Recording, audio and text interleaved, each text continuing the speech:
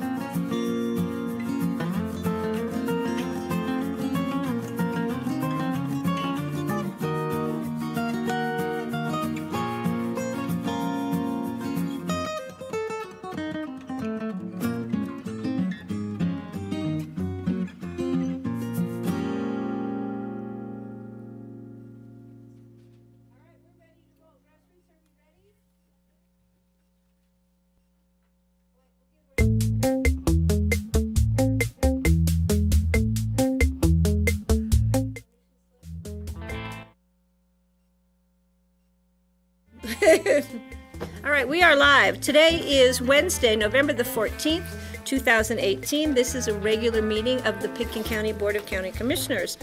We are starting our day a little bit off the norm. We are starting the day with two members of the Board of County Commissioners getting stuck with needles. They are getting their flu shots on Grassroots TV so people in the public can see how painless, how smooth, and how much needed these flu shots are. So Liz and Karen, are you taking over? Is it He true? needs to give me a permission slip. Is it true that we're auctioning off the rights to insert the needle? I offered and it was denied. Good. $100. John, are you getting one too? Yeah, is it okay? I'm gonna get undressed. It's a little weird. And This is your chance, folks. Okay. About getting the flu, children under 6 months. And so really when we think about flu shots, it's about getting the flu for you, but it's also about getting the flu for the whole community and protecting our whole community from spreading disease. And I'll let Liz talk about some of the things that we can do to prevent the spread of disease in general. Well, with flu season upon us, we're in the surveillance period. Flu season has started. There are already being cases reported across the country and in Colorado. So the best line of defense against the flu is the flu shot.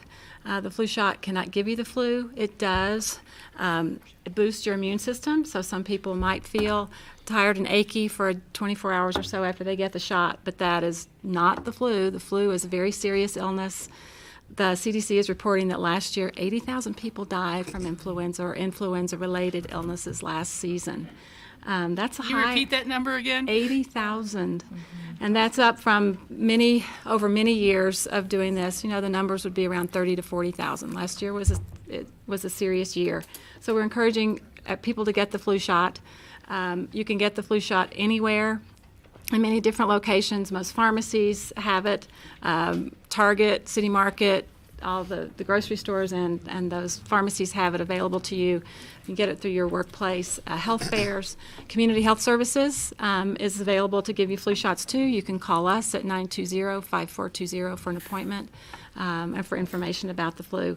But if you get sick, I guess the first advice we'd say is please stay home from work because that's what's primarily how you're going to infect your coworkers and potentially those people who can't get vaccinated for whatever reason.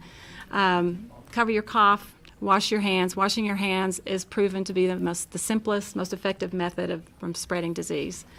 And when you cough into your elbow, not into your hand, because that spreads things around when you go around and touch things. So, anything else to add? Well, just on the last year, we had double digits of folks that were actually hospitalized in Pitkin County for the flu.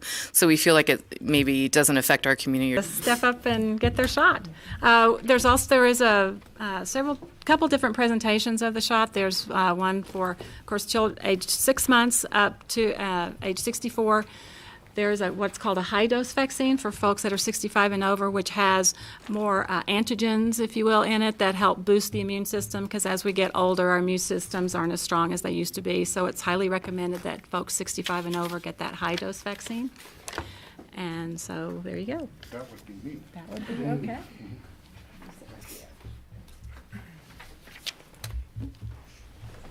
Steve, no crying on camera, please. Look at that pout lip already. Phoenix, in case I cry. Now, why has he chosen not to have it in his arm? That's not an option. versus. He needs it because he's going off to New York. And so we want him to come home healthy and not bring anything Get a back. close-up of the camera zooming in. Yeah, you know? just Steve. Steve is singing at Carnegie Hall with the local choral group for the Messiah. He's singing at Carnegie Hall this Sunday after Thanksgiving. Yeah. Congratulations to the whole Very excited. society. We had to practice giving each other shots when I was in the Army. Saving shots. Oh, look. Ah!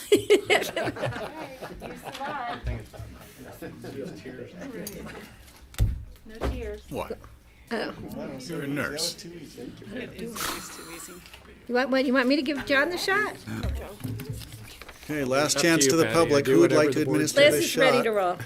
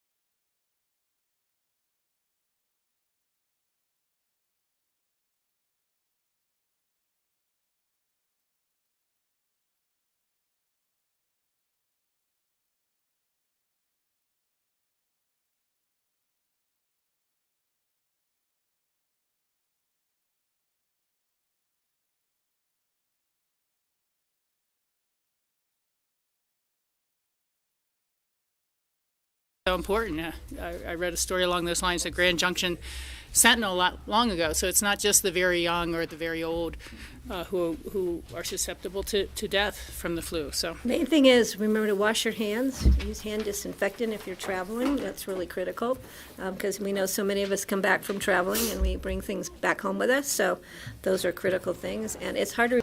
she's Okay. done. Okay. All right.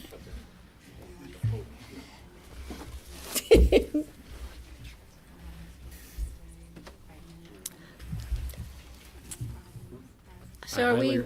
recommend getting those from Liz. That was She's very easy. good. I taught her all she knows. The most important part. All right. Is this the last one we have waiting? We've got two more, but you can start. Okay, we can start. Just no screaming while we're. Just no interfering. So we're going to move on with, do we have any additions or deletions to today's agenda? John?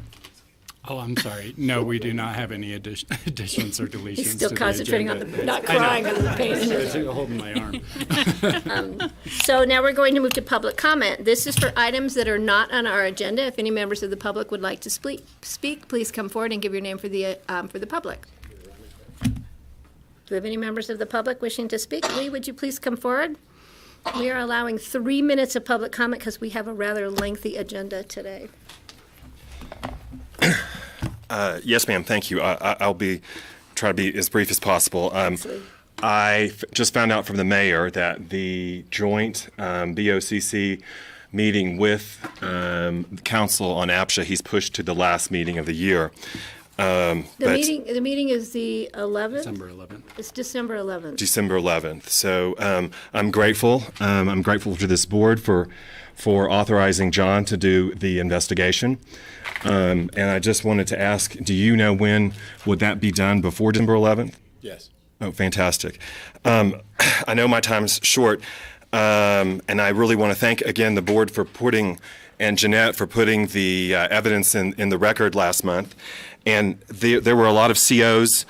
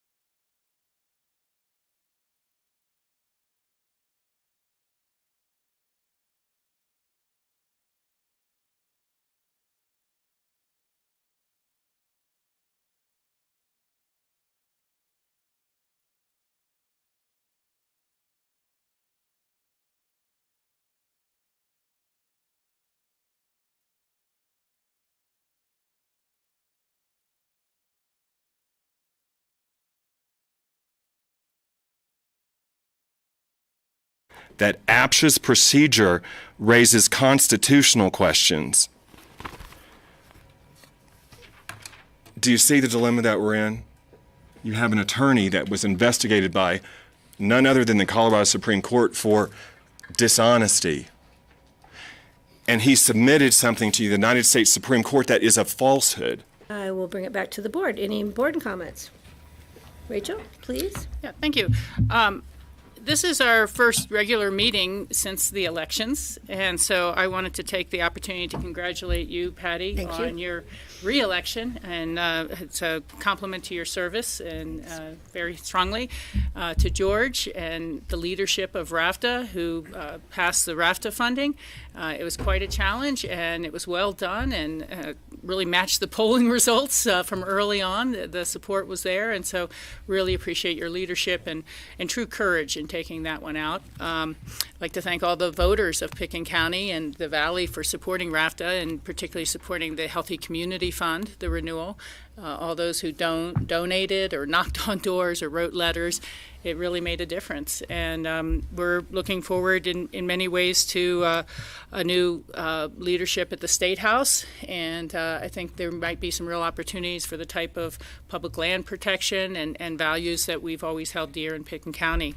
So just wanted to congratulate everyone for that great turnout. That was pretty stunning as well here. We joined the whole wave of participation across the country. So thanks, everybody. Appreciate it. And I'll just add to that, too. We want to commend Joe DeSalvo, who was also reelected, Janice Vascadil to our clerk's office, Deb Bainberger, who is going to be our new assessor, and Kelly McNicholas Curry, who will be filling Rachel's seat. Yeah, there we go. And we are going to have to keep tabs on Rachel because we don't want her to go too far. Thank you. She's done such amazing service to this community. So are there any other board comments? And I do want to thank the public for the vote, turning out the vote, for the people who went door-to-door for 1A. I know Rachel did a lot of door-to-door, as I did for 1A, and I think we're all really ready to take a deep breath and move on past this election. So right. If only Florida could follow suit, we'd all be happy. Any other comments, Steve? Yeah.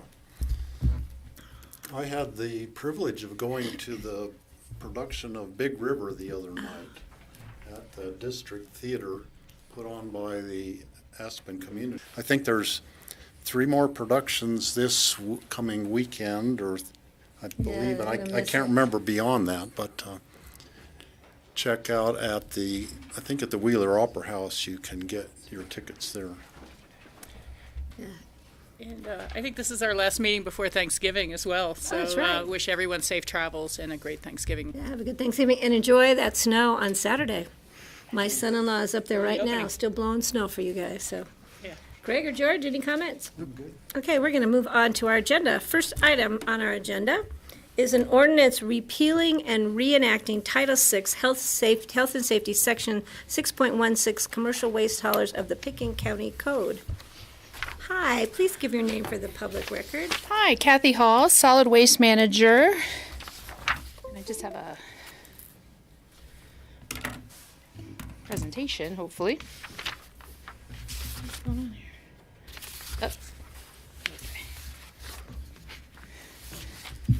Okay, so I'm here also, our consultant that worked on the waste and recycling ordinance with us, Lori Batchelder Adams. She is here as well. We need questions from her. Okay. So we are bringing forward the new revised, updated waste and recycling ordinance. The current ordinance was done in 1991, so a lot has changed in the solid waste management field. So this is a first reading, I believe, but there's a second reading on December 5th. We'll move forward with that. And just of note is that this was noticed as first reading and public hearing. Yes. Generally, we do our public hearings on second reading, so if there's anyone today from the public, I will open the public hearing today and again on the 5th. So what the county's waste management goals in doing this waste and recycling ordinance is to reduce the reliance on the Pickens County landfill and increase recycling. Our whole goal is to increase diversion and stop filling so much waste. Create consistency with collection practices and standards throughout the Roaring Fork Valley. And this, the waste study was finalized in the spring of 2017. The advisory committee we put together included Picken County, City of Aspen, Basalt, and Snowmass Village, and then Carbondale added on a little bit later. I'm looking at a blank screen below here going, wait a minute, something's missing. I was like, what is going on? Carbondale joined on later, and they've made some good progress too. So we're seeing a lot of changes up and down the valley with streamlining the ordinance. Carbondale just adopted a single hauler, which they'll have one single hauler in town, and they're matching pretty similar what Picken County's doing on the Save As You Throw. Every hauler provided suggestions. We had multiple meetings with haulers, one-on-one and in groups, and as well as continually getting comments. I just talked to a hauler yesterday, and they had some questions, and we clarified some comments. So they've been very involved and very effective in helping us pull this all together in their comments. And then we also did a public outreach process. The public outreach process consisted of individual waste hauler meetings in April of 2018, and then we met with a group waste haulers, a group of them, in May of 2018. We held 2 public meetings, July 19th at the Picken County Library, and then again on August 27th at Basalt Town Hall. We didn't get any members of the public to attend. We didn't get any comments. We also opened up the Picken County Connect portal. We got 1 comment in favor of it. But through those 2 public outreach process meetings, the haulers were in attendance and also provided, again, comments, and we had good discussion. And we've also met with the BOCC 4 times. 8, 9, 10.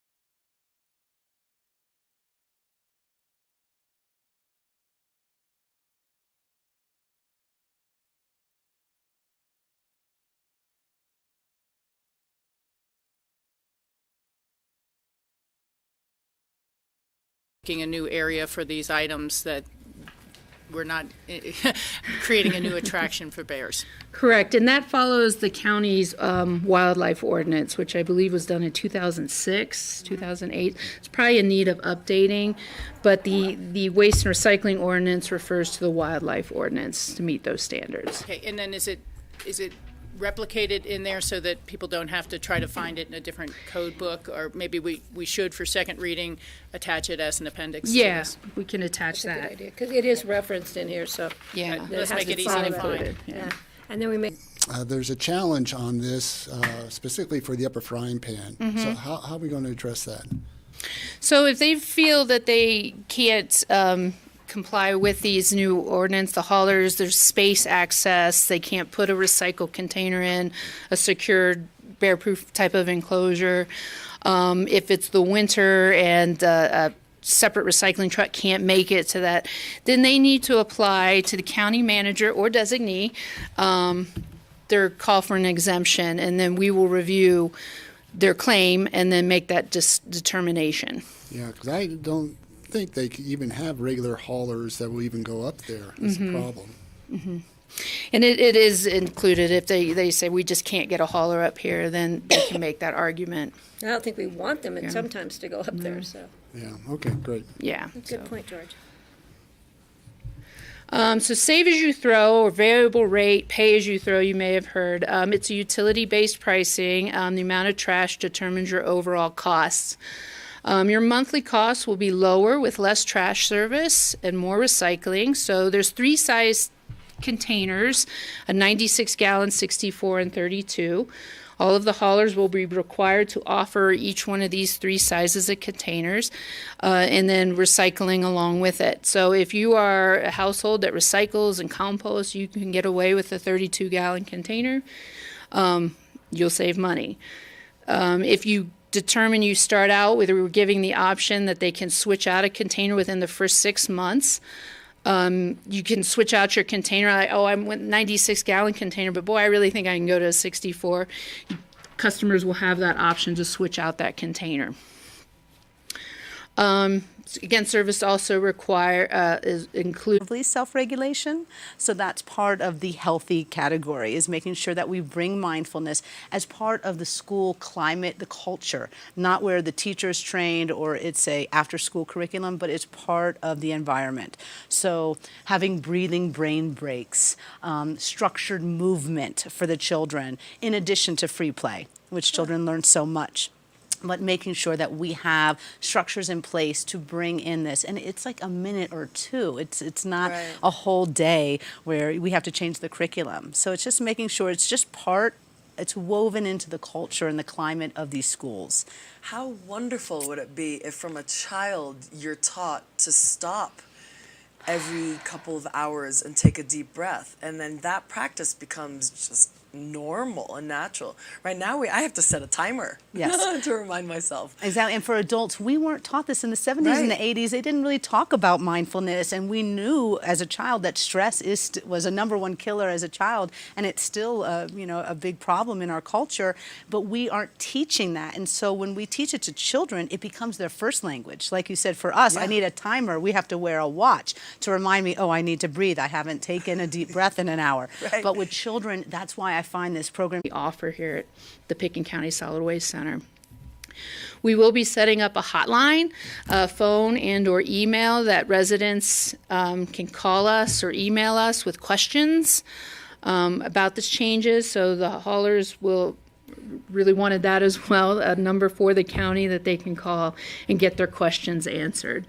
And it's important when you're kind of changing services and changing things, people want a place to go to get direct answers from the county who implemented this. And then an online portal for hauler registration and reporting. Previously, it's done by PayPav, where you fall into the 3 categories of a hauler.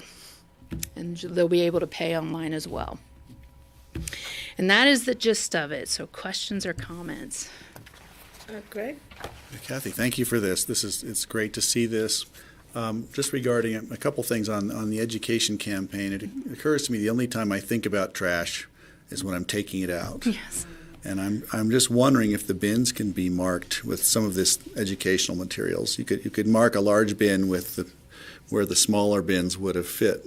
So if they notice that they're using less trash, it may help them. Just trying to think of a way to inspire somebody to pay attention while they're actually engaged. Okay.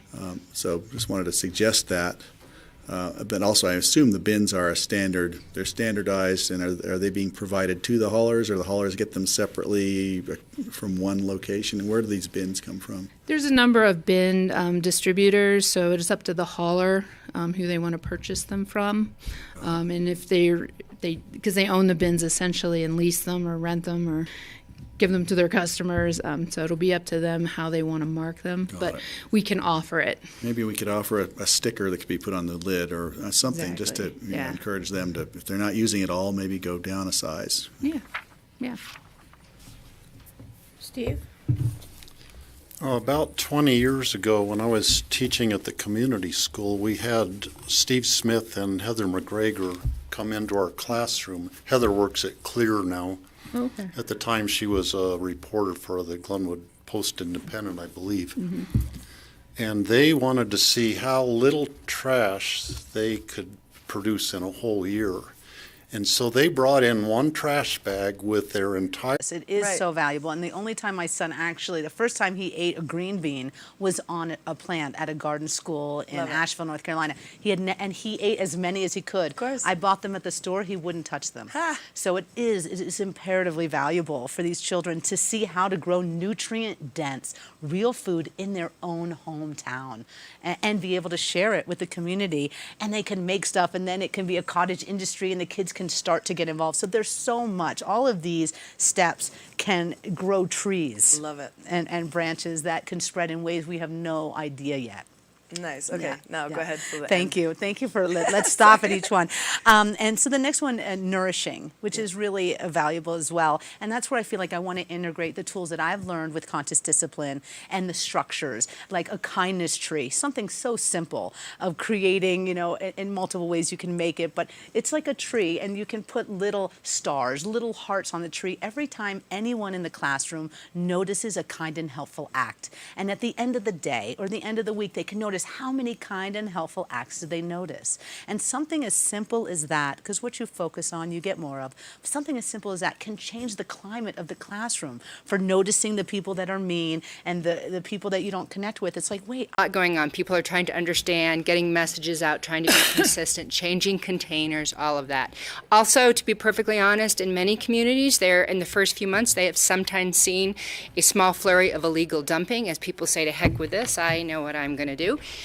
But very consistently in these programs, it is a quick rebellion, if you will. And in a very short time period, that reverses. The number of polls have been done around the country and even here in Colorado where the public says, gosh, now in retrospect, we're much happier with this system. Illegal dumping isn't an issue. If they don't feel safe, it doesn't matter what you tell them, they're not going to hear you. Interesting. So these structures, I think, are so valuable in schools and in homes. And again, my intention by modeling this, the honesty program in a school, is that children can go home and create safe places. And also safe places for the staff.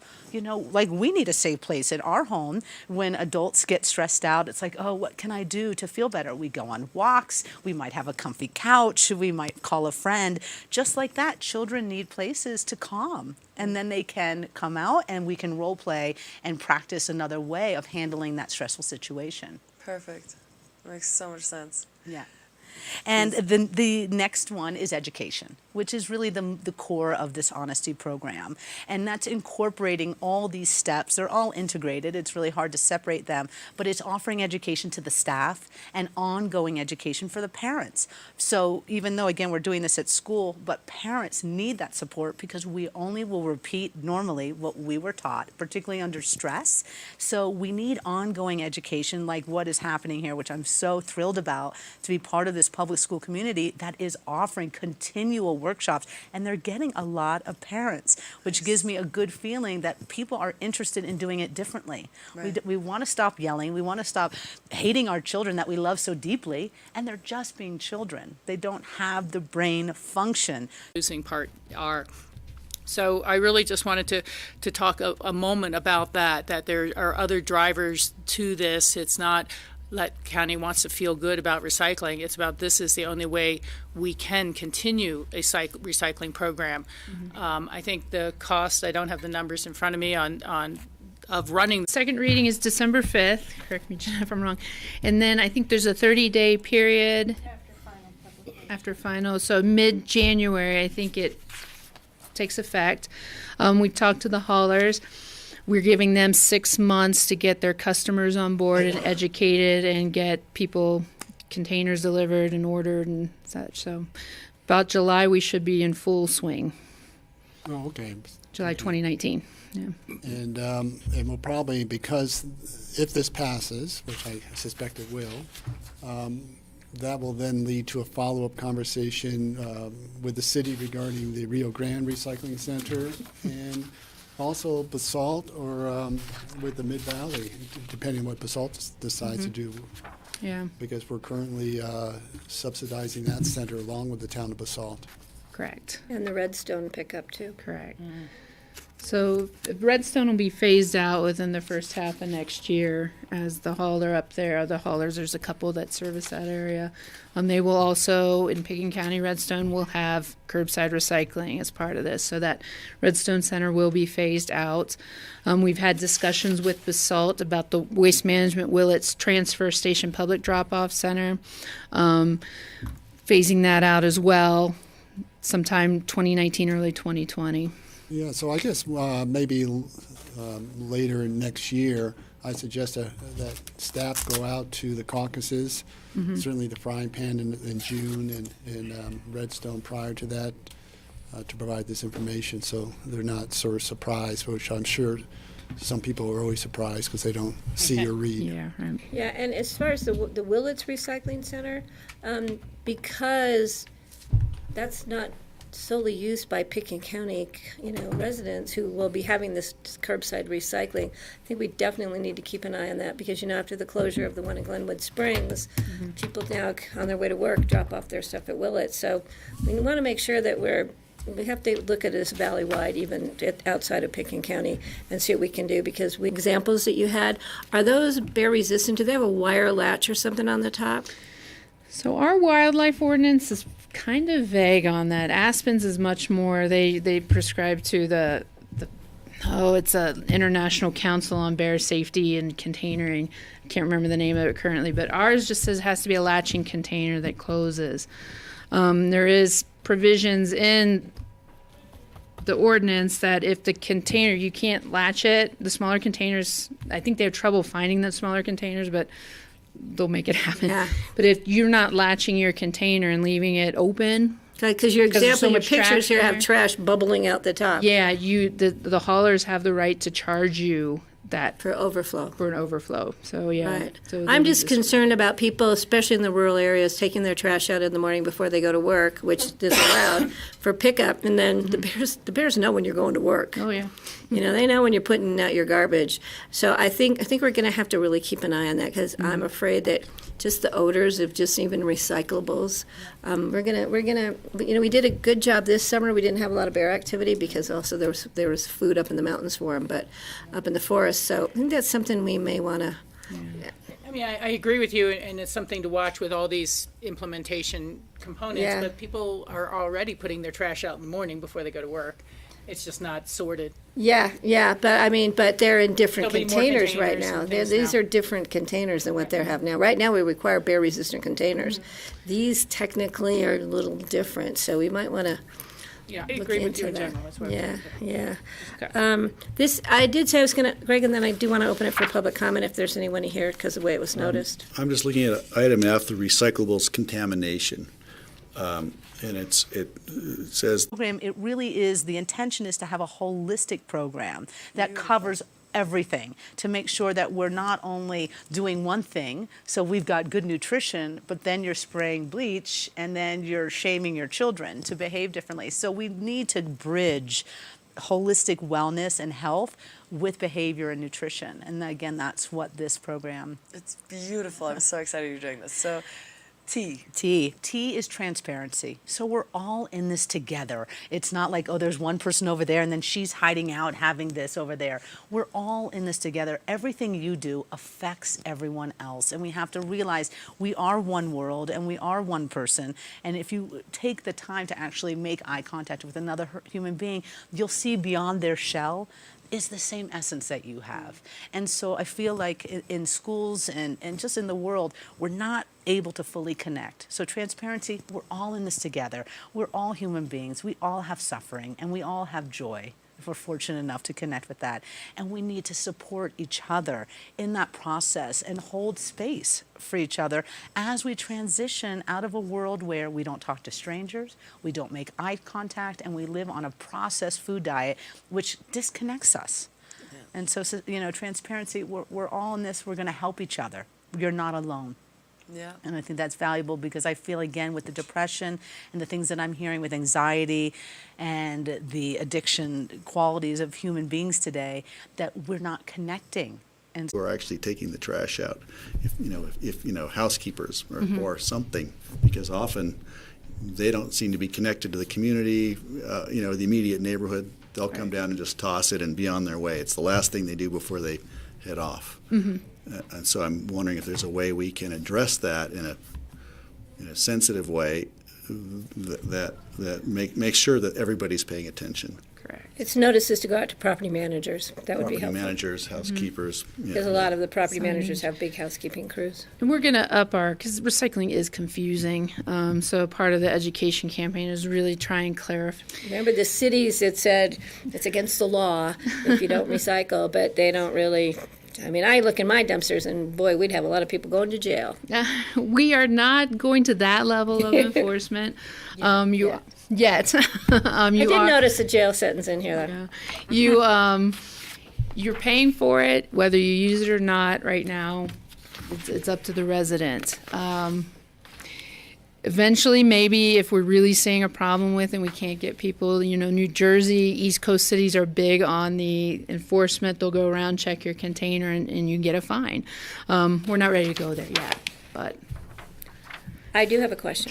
On page 19 of our packet, under violations and penalties, under B, the very first, there is no jail, but there is one underneath the second one, and may be punishable by 90 days in county jail. Why are we doing it for one? I mean, I always said that about the bear ordinance myself. People get 1, 2, 3 strikes and the bear's killed. Not saying that we should kill the hauler. Yeah, but maybe sometimes rather than just having the person pay the fee, we needed to be, and it wasn't for the property manager, it was for the owner of the property who should take responsibility. And this is addressing the hauler. Okay. Yeah.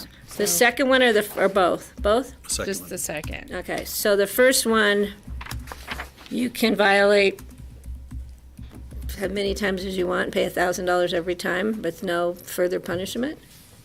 That's as far as we can go. Okay, that's all I needed to know. We checked with the attorneys on this. So. John, you told me I could do whatever I wanted. So, Patty, this is not Alice's restaurant where he went to jail because of trash. But you can if you're the hauler. I don't think Separating we have recyclables. fined anyone on anything on trash in quite a while. And so let's move on with this and settle it as a board where they'd like to see it. But I agree with what you're saying. We'll keep track of it. The bear ordinance defines the money goes into a fund that pays for trash cans for people who can't afford bear-resistant trash cans. Correct. Very few. There's a fines are nexus there. collected.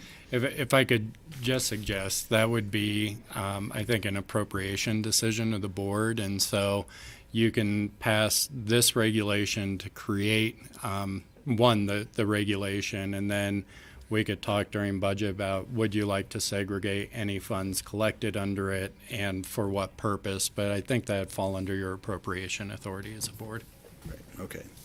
Down the road. Okay, this was noticed as a public hearing on first reading. Are there any members of the public wishing to speak on this item on our agenda? Seeing none. Jeanette, do I close it for the first reading and reopen it again on the second, or just let it roll? Close it. I'm going to close the public hearing on first read. We will have a public hearing again on the second read. Bringing it back to the board.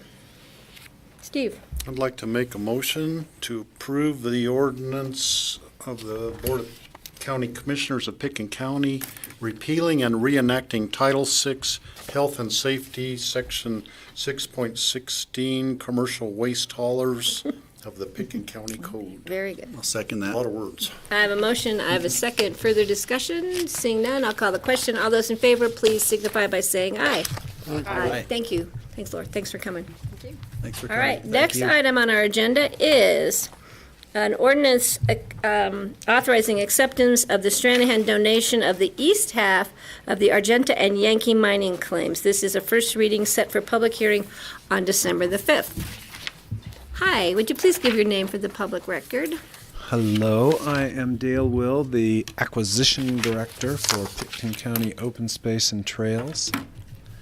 And I have a map on my little flash drive if I can figure out how to get it to go. And Julian participated in some of this behavior, and I spoke to him about it, and he said, Mom, when I ate that candy, I just couldn't think straight. And I said, if I was a lawyer, I would try to do the sugar defense. However, you have to recognize that when you eat these foods, that you're no longer in your prefrontal brain and you don't make good choices. You can end up getting really hurt or hurting someone else. So I think this is a serious health issue besides the diabetes epidemic and all the other epidemics we're having that are food related.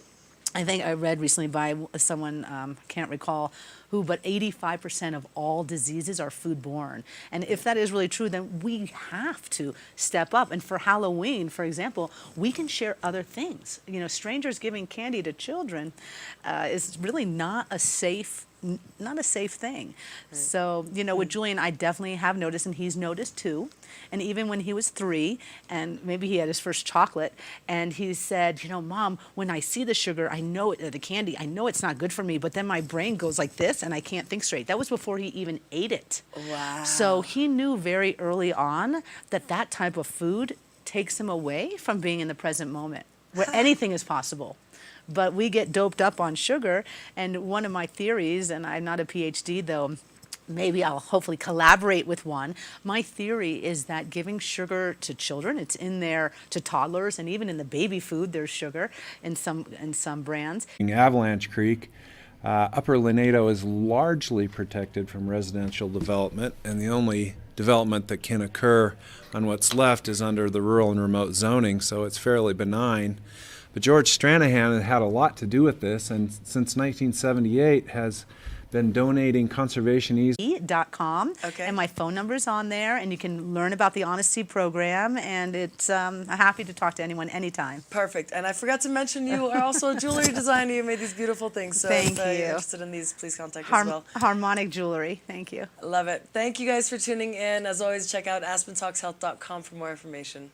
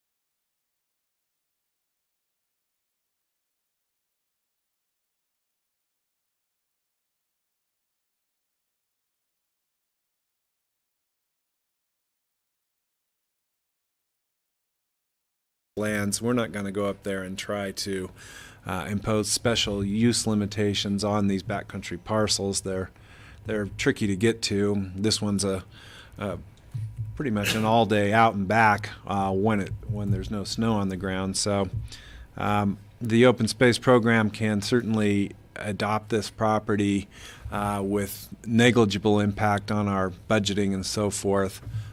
We are very grateful that Mr. Stranahan wants to donate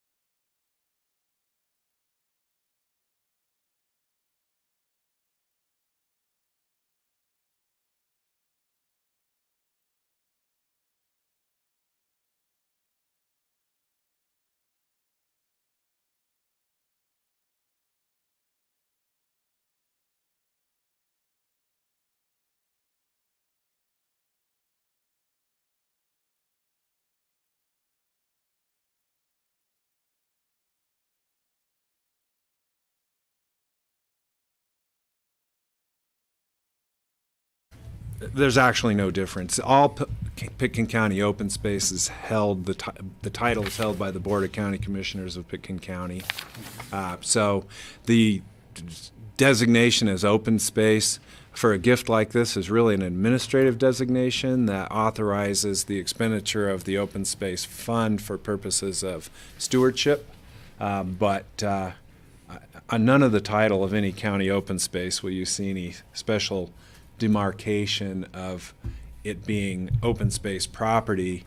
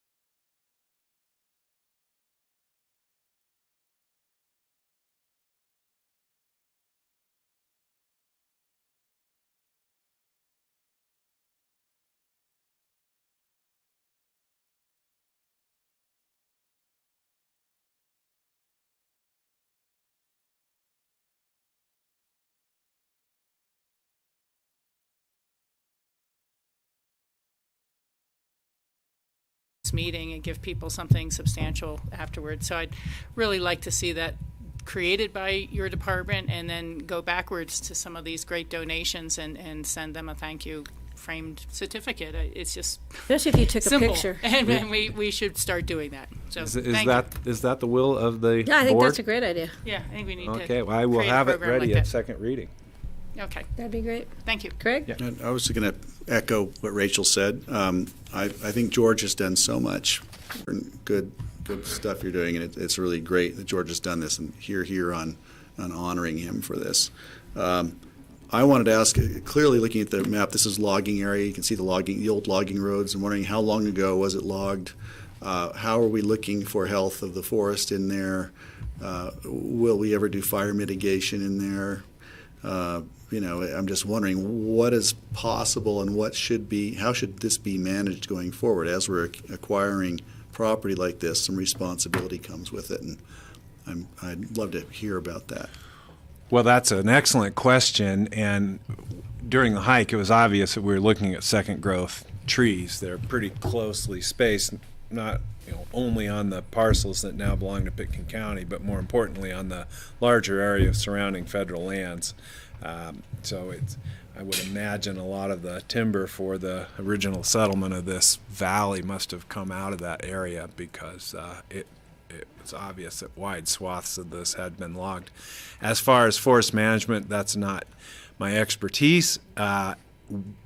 We do have this backcountry management plan, and we have over time cooperated with the Forest Service and other federal agencies on joint management programs.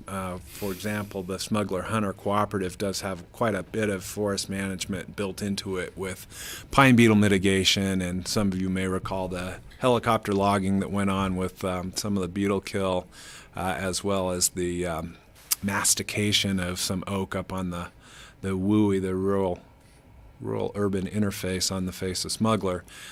Certainly, Upper Lanedo could be similarly subject to that kind of joint planning, and I'm not answering your question. George's legacy, is rooted in all these amazing parcels that he's put back into the public trust, so to speak. Yep. Any other questions from the board? So, can I get a motion, please? Motion to accept. Okay, a motion to approve the authorization of acceptance of Stranahan Second. donation? I have a motion. I have a second. Any further comment? Make sure we got that right. Seeing none, I will call the question. All those in favor, please signify by saying aye. Aye. Again, second reading, public comment on the 5th of December. Thank you. Thank you. Patty, just on behalf of George. You need to come Come up on to a microphone. Tim, come up to a mic, It would please. just be one sentence. You got to be That's official. okay. Jim Curtis on behalf of George. I will clearly pass along all of the comments, and I know he's very appreciative. And the one thing I would like to say, I think I've been dealing with this for over 10 years, and it's been a very cooperative, positive relationship with Dale and the county and the open space people, and it just kind of shows maybe on a national basis, if you tend to cooperate, you can get things done. So hopefully you. everybody's appreciative of that. Thanks. And I know George is. Thank you. Thanks, Jim. Thanks very much. Thanks, Jim. All right, the next item on our agenda is a resolution approving a grant agreement with the Colorado Department of Transportation Aeronautical Board Division of Aeronautics for runway design Phase 1. Hello, gentlemen. Would you please give your names for the public record? My name is Chris Padilla. I'm the airport controller. Rich Engelhardt, COO and the owner's rep on this project. All right, the floor is yours. So today we are bringing forth a CDOT grant for $150,000. It is based off of the FAA FONSI that we received earlier this summer, and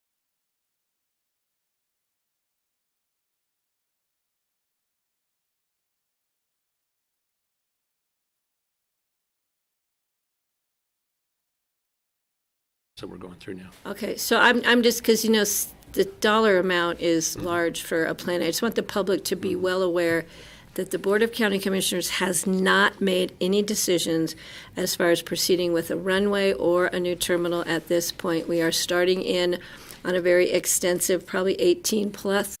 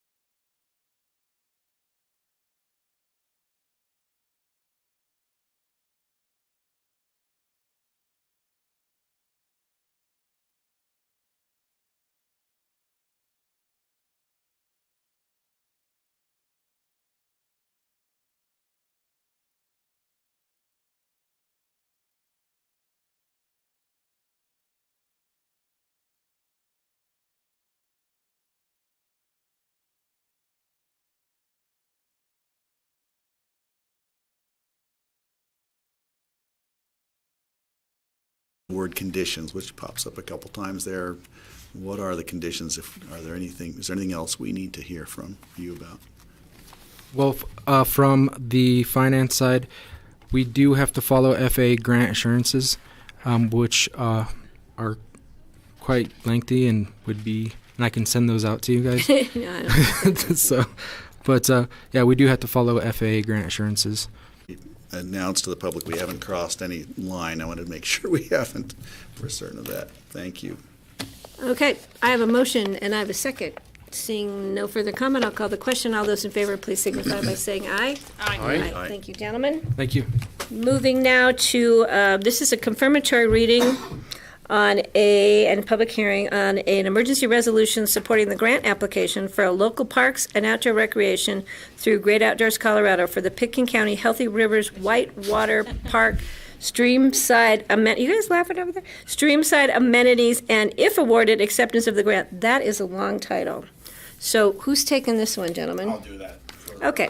For Lisa, she's getting ready for I don't want to say a meeting, but it's There's a book gathering this afternoon. tonight, 6 o'clock here. It's a author of a book related to water. Major Powell. It's part of the public speakers. Put on by Healthy Rivers and Streams. Get a little closer to your microphone. You make I don't want the grassroots. At any guy rate, this yelling is a confirmatory reading of an emergency resolution that was done by the board at the last regular scheduled meeting. It was done as an emergency resolution in order to meet filing deadlines for GOCO. The board approved it, and the grant application has been filed. So, pursuant to the Home Rule Charter, this is a necessary step to confirm the board's previous action. It is also a public hearing. So are there any questions to John, or may I open the public hearing? Okay, are there any members of the public wishing to speak on this item on our agenda? Seeing none, I will close the public hearing and bring it back to the board. I would make a motion to approve the emergency resolution supporting the grant application for a local parks and outdoor recreation grant through Great Outdoors Colorado for the Pitkin County Healthy Rivers Whitewater River, his discoveries around the West. He was the surveyor of the Colorado River. Perhaps not the first guy to go down it, as some people think, but the thing that's famous about him is, in my mind, is that he advocated that political boundaries be put along watersheds, and that still makes a lot of sense to me. So did Lake Powell is named after him? Lake Powell is named after him. See, I wonder if what he would have thought of that. Once they drain it, he might have a difference of opinion. Okay, we are going to move to a resolution approving the Willoughby Ponds Trust subdivision exemption for a lot line adjustment and minor plat amendment and activity envelope and site review on Lot 6. The request is to continue this item to December the 5th. So move. Second. I have a motion and a second. All those in favor, please signify by saying aye. Aye. Second item. One question, do you have to open the public hearing as we do these in case Oh, somebody's do I here? need to? Okay, I need to open the public. Is there any members of the public wishing to comment on this item on our agenda? Seeing none, I will continue the public hearing also to December the 5th. Thank you. I'm going to call the question. All those in favor, please signify by saying aye. Aye. Do it again. Second one, a resolution approving the Horseshoe Aspen Mountain LLC site plan review. Continue to 12:15. This is also a public hearing. Are there any members of the public wishing to speak on this item? Seeing none, I will continue the public hearing also to December the 5th. So move. Second. I have a motion and a second. All those in favor, please signify by saying aye. Aye. So the next item on our agenda is the resolution approving the Dreamus subdivision planned unit development, PUD, detailed subdivision and final plat and activity envelope and site plan review for Lot 2. This is the second reading and public hearing. Welcome. Please give your names for the public record. Tammy, planner. Glenn Horn. And thank you for this packet that wasn't like the last packet. Like a bioimpedance sort of machine, and it tested all these things. It came out with papers of things that I was allergic to. So I was on a diet for another month because I was getting skin problems, etc. But then I put on the weight once I finished the diet. And at that time, I really wanted to become a model, and it was just so hard to find this maintenance program where I could just live a life where I felt like I could eat things that felt good without having to go on a diet for a few weeks. I never felt like I could just eat food and feel in control of my food and feel good about my body. And things spiraled from there. I went anorexic, then I got hungry, and I went bulimic, and even then I went to binge eating. So these are all the disorders of eating that we can go through, that I went through. Right. And, I don't wish that upon anyone else. And I know it's so common with a lot of people today. We go on a diet and it works well for us, but then we regain the weight even more. So 95% of us that diet will regain weight within 2 to 5 years of dieting. And so I've seen it with many clients. They come to me for personal training.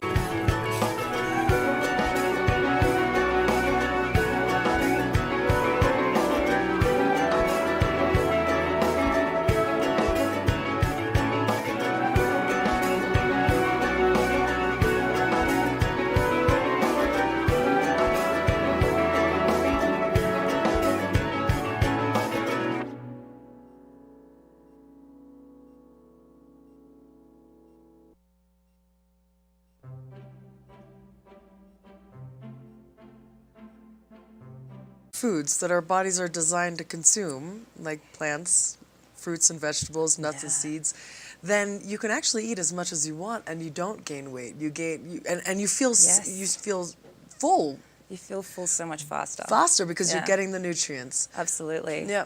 So tell us about your 5 pillars of health. I'd love to dive right in. Sure. So through my journey, after in my last stage of like my eating with binge eating, I discovered that once I just let go of needing to lose the weight, to look a certain way, to be a certain body size, once I let go of that, I was able to discover the 5 pillars. So I discovered that I was able to eat whatever I wanted. If I was more mindful and thought about the food that nourished me and made me feel good, that was a way of being kind to my body. And it made me glow with the food that I started to eat. I thought of more complete nutrition rather than excluding carbs, excluding fats. I started thinking of wholesome food, but less of it because, like you said, I was eating more plant.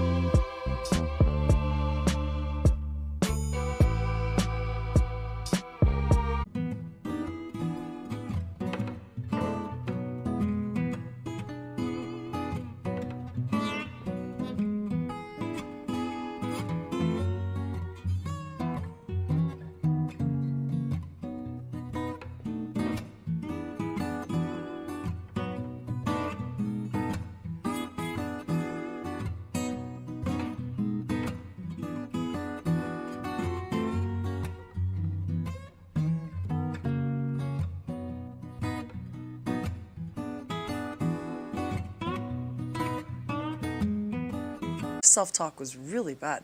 She didn't think she deserved a lot. She constantly looks in the mirror, I'm too overweight.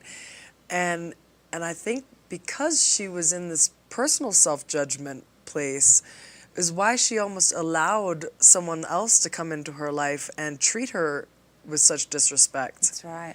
Because she was almost there. Her outer world was a reflection almost of her inner world. Not saying that anyone who goes through abuse deserves it in any way. No.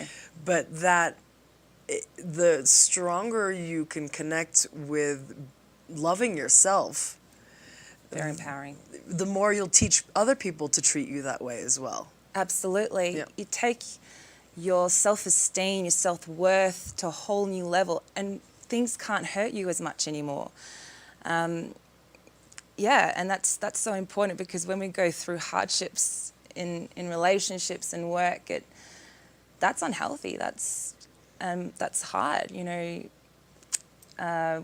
tend to, when I've been through many hardships with relationships, and I find myself just feeling out of whack. I do things that I don't want to do. I feel, and I eat things, I binge, and I think it was really important. I think it's an important thing for women, for men, I guess in this case, and particularly for women, to understand that, to be aware of that self-talk of your friend.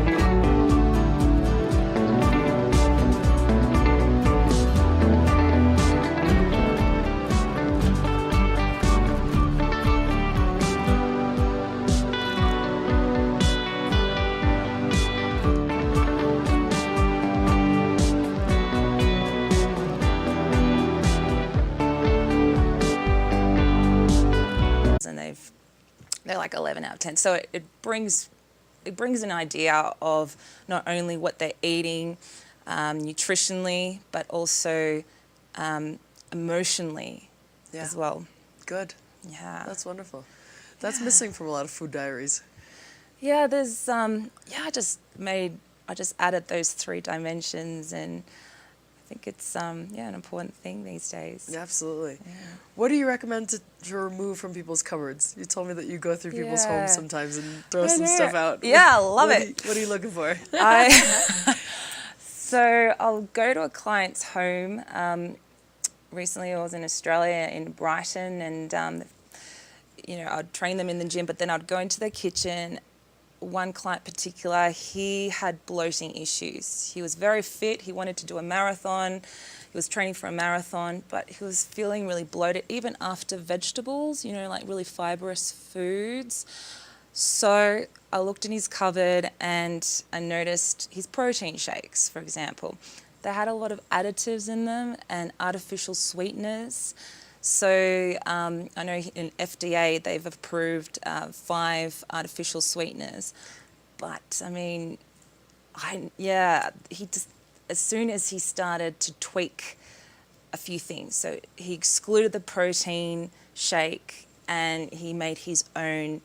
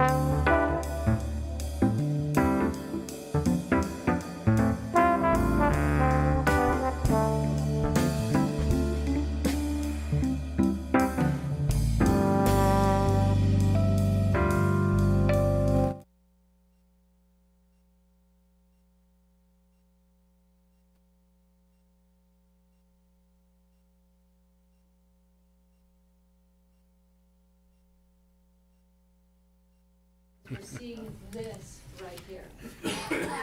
Okay. So you know. Sure. All right, welcome. This is the Board of County Commissioners' regular meeting on Wednesday, November the 4th. 14th. They don't want to eat these foods, and they don't. And it's like you said, it's because they don't. It doesn't taste the same anymore to them. No. There's a different conditioning. Yeah. Yeah. It's just like salt, right? The more salt you use, the more you need. That's right. You cut it out of your diet, and nothing needs salt anymore. Yeah. But the good news is, taste buds do change, Right. and you can start to love, like you said, these natural foods again. It's just just need it's part of the journey.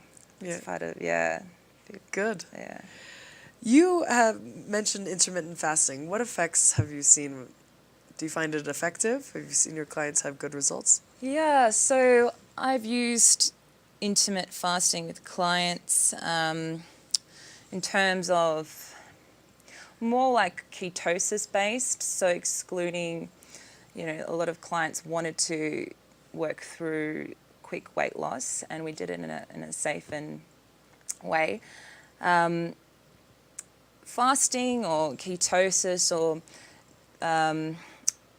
giving our body a break from foods that we feel don't serve us is a good thing. If we feel like, breads aren't good for us, or that we want to give our body time to heal and just to, there's studies that show our bodies bring out the youthful hormones in us. We give our bodies a break, and we allow our bodies to heal. So it's a really powerful thing. Sometimes we have no choice but to fast. I found the best time to fast with clients is during the night. You're going to fast anyway. It's time to heal and rejuvenate.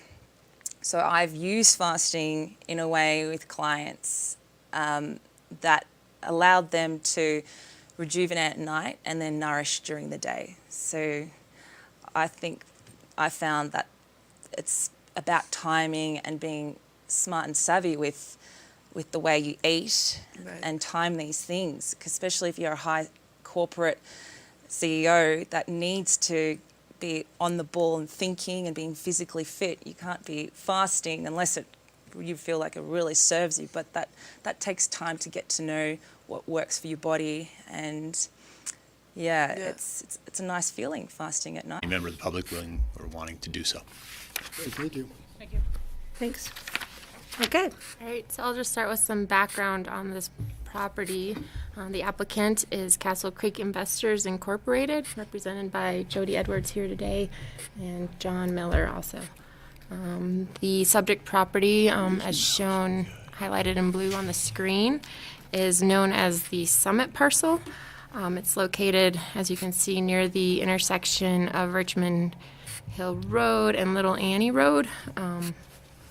And so the board is probably familiar with the site visit, the property that they visited last spring, I guess, and that would be, actually, I believe this Yes. rectangle right here. So just to give you some bearings.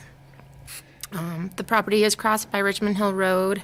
Off of that road is a driveway accessing the activity envelope that the hearing officer approved.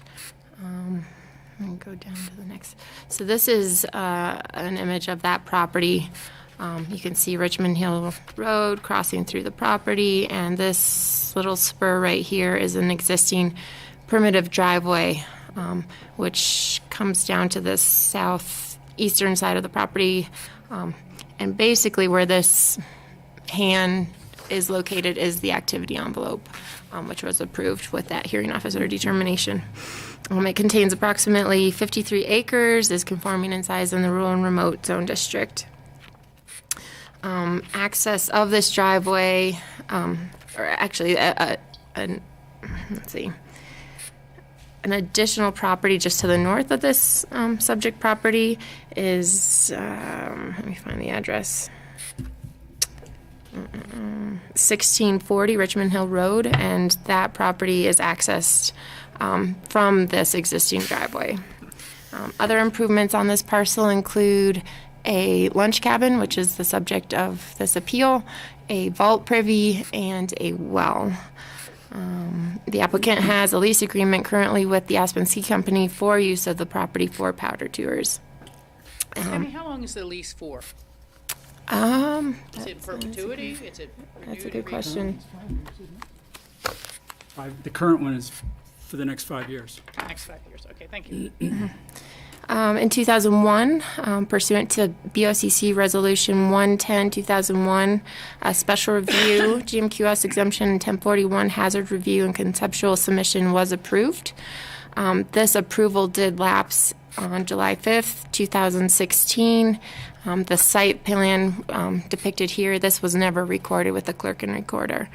So this past spring, the applicant submitted an application requesting reapproval of the activity envelope approved in that 2001 BOCC decision.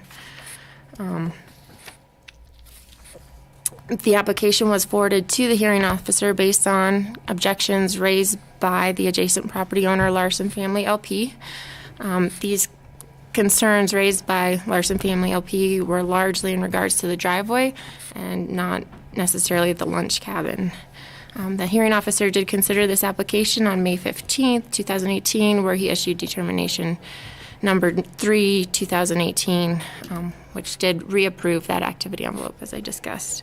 Now, the applicant/appellant is appealing condition number 5 specifically in that hearing officer determination, which in summary is requiring that that lunch cabin be removed if a building permit for a single-family residence is ever built. The applicant's position, and I'll summarize it, is that there is no prohibition against 2 principal uses when one of the uses is not residential, and the code allows for the continuation of grandfathered uses and structures accessory to the grandfathered use. And so they're arguing, therefore, the continued use of the existing lunch cabin and the construction of a future residence is allowed, and the lunch cabin should not be required to be removed once a residence is built. And so John did a great job explaining the process at this point with the appeal. And so staff's position is that it hasn't changed from the original memo at the hearing officer meeting, and that is consistent also with the 2001 BOCC Resolution 110-2001, which recognizes the pre-existing powder tours use of the lunch cabin and the structure which is accessory to that use. Staff believes that Section 34020D1 does support the coexistence of that pre-existing use and a future residence. So I think, I'm not sure if you guys all received it, but the Larson Family LP did just submit a letter today, which wasn't in your packets. I didn't receive it because I haven't had access to my email today. So It was forwarded to us a little earlier this morning. Around 12. yeah, so it's... We can go print copies. If you need. Not yet, but yeah, it's lengthy. 40 pages. I just saw the Yeah. letter 5 minutes ago. It's 40 pages Yeah. long, so I didn't. Right, and staff, we haven't reviewed the letter as well. Only 10 pages. Yeah, I haven't had an opportunity to see it, so. Yeah. But anyway, move it. So, right, as John said, at this point, the BOCC must make a decision pursuant to 220-180, whether there has been a clear and demonstrable error, abuse of discretion, or denial of procedural due process in the application of the facts and the records. And so, based on the board's decision today, staff will draft a resolution that will be considered by the BOCC at the regular meeting on December 5th. So, with that, I'll take any questions. Rachel, please. Yeah, I was a little confused by what you just said, and I may have misunderstood. From reading the packet, it was the hearing officer's determination that there can only be one use. And I know Jody's going to make his discussions on that. And you seem to just say something different, that staff has determined that there could be a grandfathered use, and that, but that wasn't presented at the time the hearing officer was discussing that component in the testimony. Right. It was acknowledged in staff's memo, and at the hearing, it's I think in the hearing transcripts that we did recognize the lunch cabin as a grandfathered use. It's been in existence for. Okay, but the hearing officer kept going back to saying no, there will only be one use on this One property. principal use. Right. Principal use. Right. And so, but I didn't see staff correcting him, I guess, in the record to say, well, no, we see this as grandfathered. It didn't end up that way. Right. We didn't have that discussion as that was not part of the objection. And I guess that's what the board is here to decide, is whether that merit. Right, okay. I was just wondering, because, again, staff is saying that, in their opinion, it's okay. Right, but it was ultimately the hearing officers. And then you don't have to answer this right now, but again, from reading Jody's letter and the packet,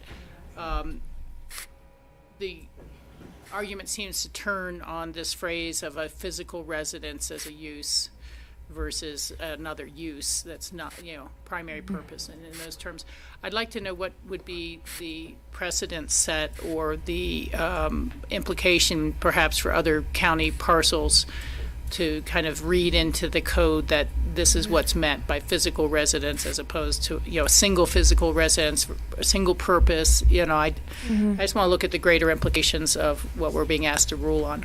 Okay. Should I go ahead and answer? Can I just? Sure. Yeah, you can think about it for a little bit. John, we have a noise coming. I don't know if it's We can turn it off. Okay. Don't turn it off, John. Turn off the mic. Yeah. Yeah, turn off the mic. I just didn't want to make sure we were having trouble If with there's some no of our red dot, then our grassroots stuff. Don't worry about it. Don't worry about it. You're fine.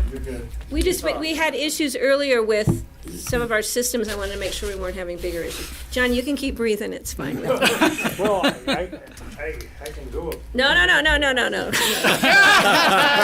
don't want you to go. Just like a deep sea dolphin. I'm planning on hanging around for a while.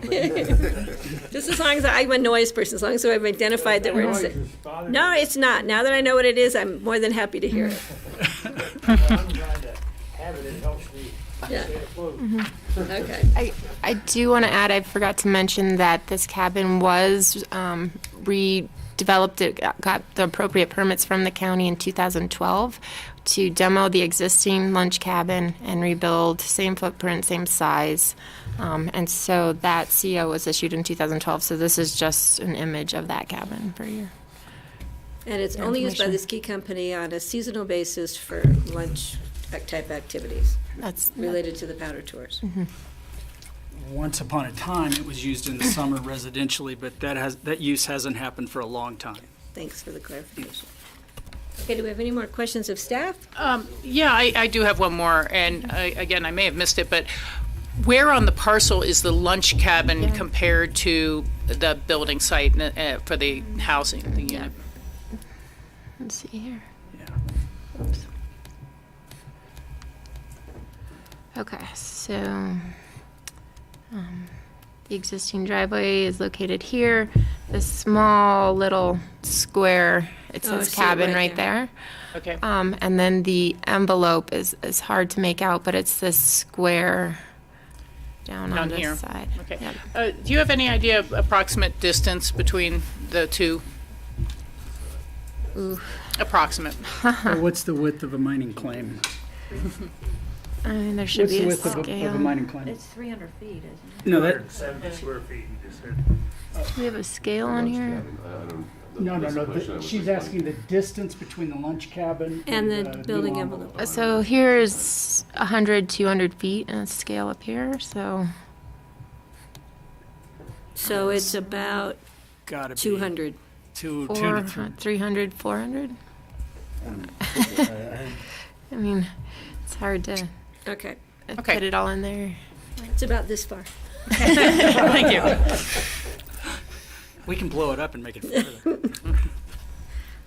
All right, any other questions, or can we let Jody proceed? We're good? I do have a question about, well, it really is referring to Jody's letter, so maybe I should wait till Jody does his presentation. Just keep track and let me know, so I don't forget you. I'll let you know. All right, Jody, Can you get me up? Yep. please introduce yourself for the public record. Am I on? You're on. If your red light's on, you kind of have to. Yeah, okay. Okay, for the record, my name is Jody Edwards and I represent Castle Creek Investors. With me to my right is John Miller, as most all of you know, president and majority shareholder of Castle Creek Investors. Over here, I'm sorry, I can swivel, is Emily Closer, who is the secretary and a shareholder of Castle Creek Investors, as well as John's daughter. And behind me are David Clark and Rich Berkeley, both of whom I think most of you know, with the Aspen Ski Company. David is an attorney, and Rich he ran operations for 25 years and now senior VP of strategy and planning. So I want to first start with a little bit of history. Well, let me orient you on this here's where we are somewhere down here in Aspen. Here's the ski area, and we're talking about this parcel back here, along Richmond Hill, or Richmond Ridge to the back, behind Aspen Mountain. So in 1969, they began having powder tours in the back area and behind Aspen Mountain, and those powder tours have run every year since then. There were originally two separate companies with Forest Service permits, the Aspen Club Lodge, which I think most of you would know is run by, or at that time was run by Dick Butera, and then something called Deep Powder Inc., which, as far as we can tell, was run by Steve Crockett. The ski company bought both of those eventually and has continued the operations. The powder tours are mostly on Forest Service lands and also on CCI or Castle Creek Investor lands. John has a lease with the ski company for that, for John's lands, and the ski company has a permit with the Forest Service for those lands. In 1979, Dave Farney built what is now the Lunch Cabin. Dave had a dream of what was then going to be called the Little Annie ski area on the backside of Aspen Mountain. And Dave was the one who originally accumulated all the CCI parcels. Unfortunately, that company went bankrupt, and John bought the property at the courthouse steps out of foreclosure, and that's what CCI owns today, minus a few parcels that have been sold off in the interim. In 2001, CCI received the 1041 approval from this board by Resolution 110-2001, and that's the 1041 approval. And I think Tammy actually said it wasn't recorded, but it is recorded at Plat Book 60, page 54. And it's actually signed by the then chairman and current chairman of the Board of County Commissioners down here. I was actually signing for the chair, which was McIreland. Oh, I was vice chair. All right. It's your signature.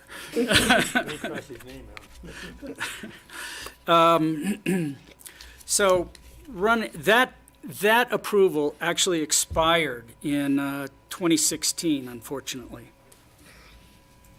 So CCI filed an application for an activity envelope in the exact same spot, which, as Tammy pointed out, is right here.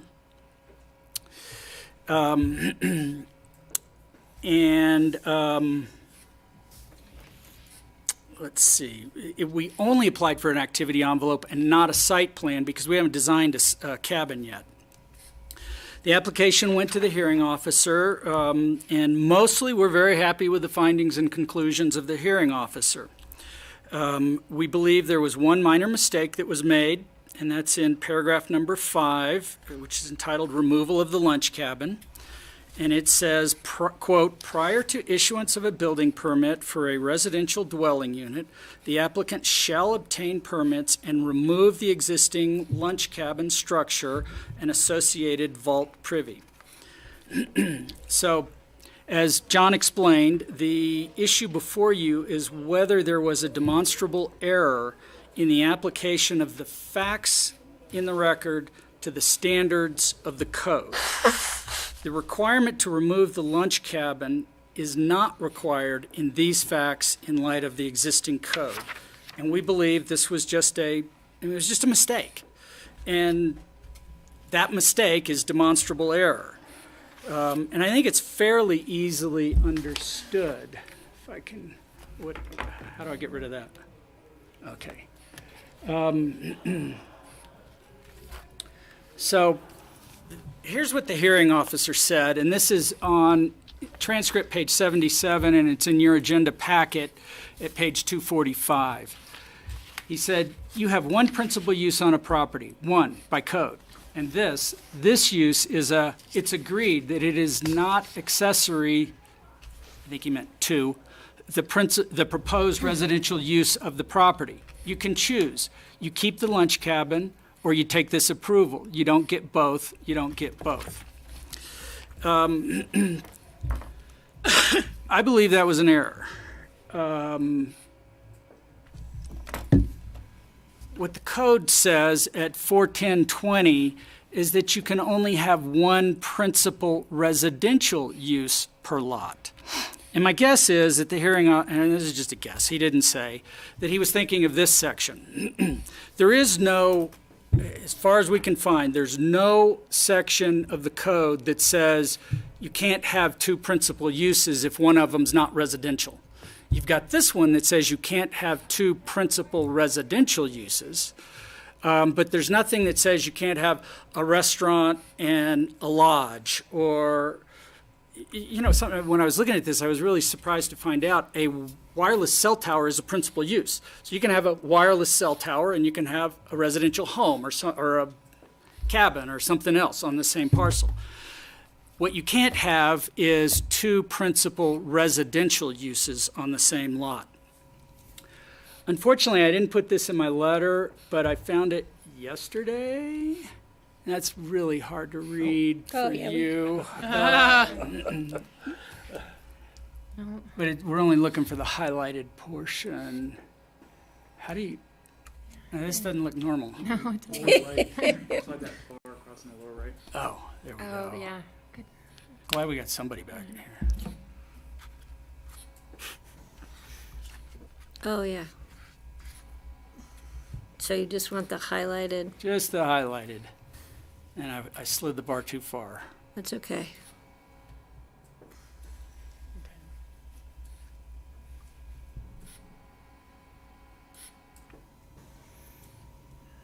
So this is a note to what is table 5-1.A.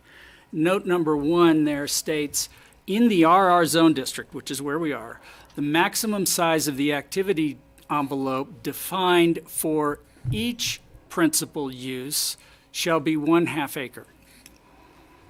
That clearly contemplates each principal use, multiple principal uses. So in the RR zone district, as long as they're not both residential principal uses, you can have multiple principal uses.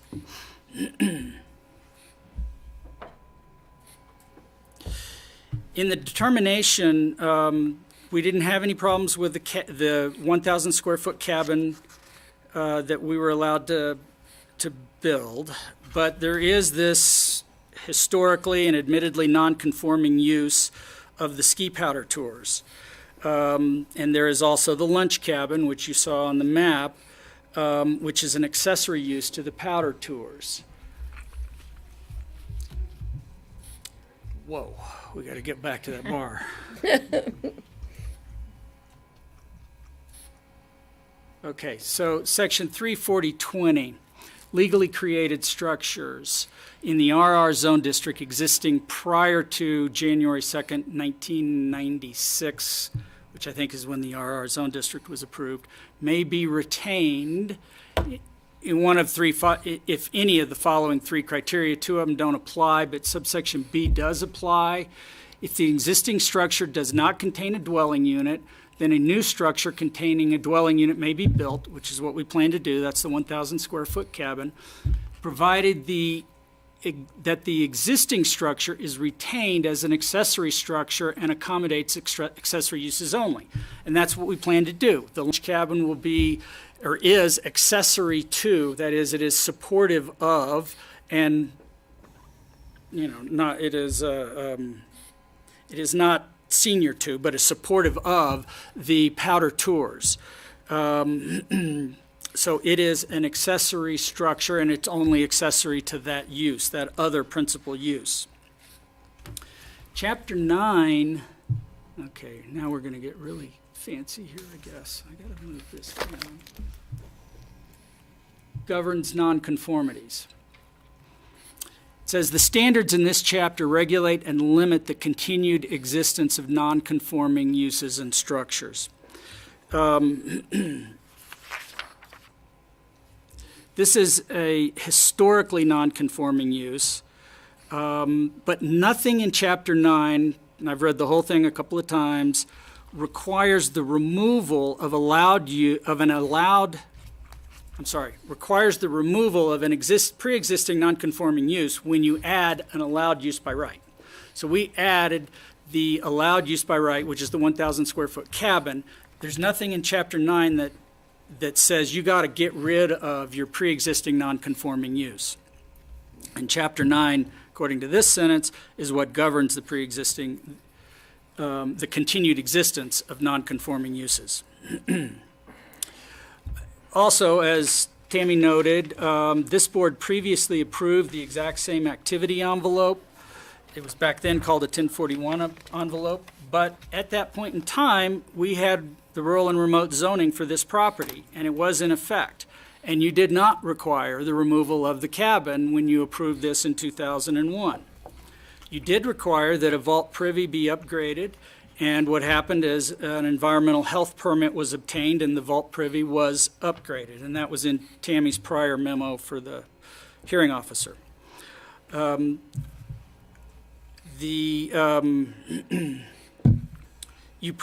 Let's see, already said all that.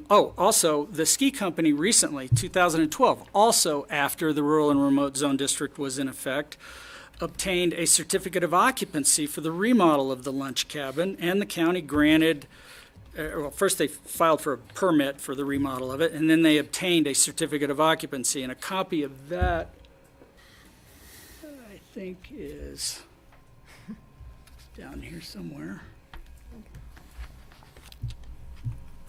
Oh, no, right there.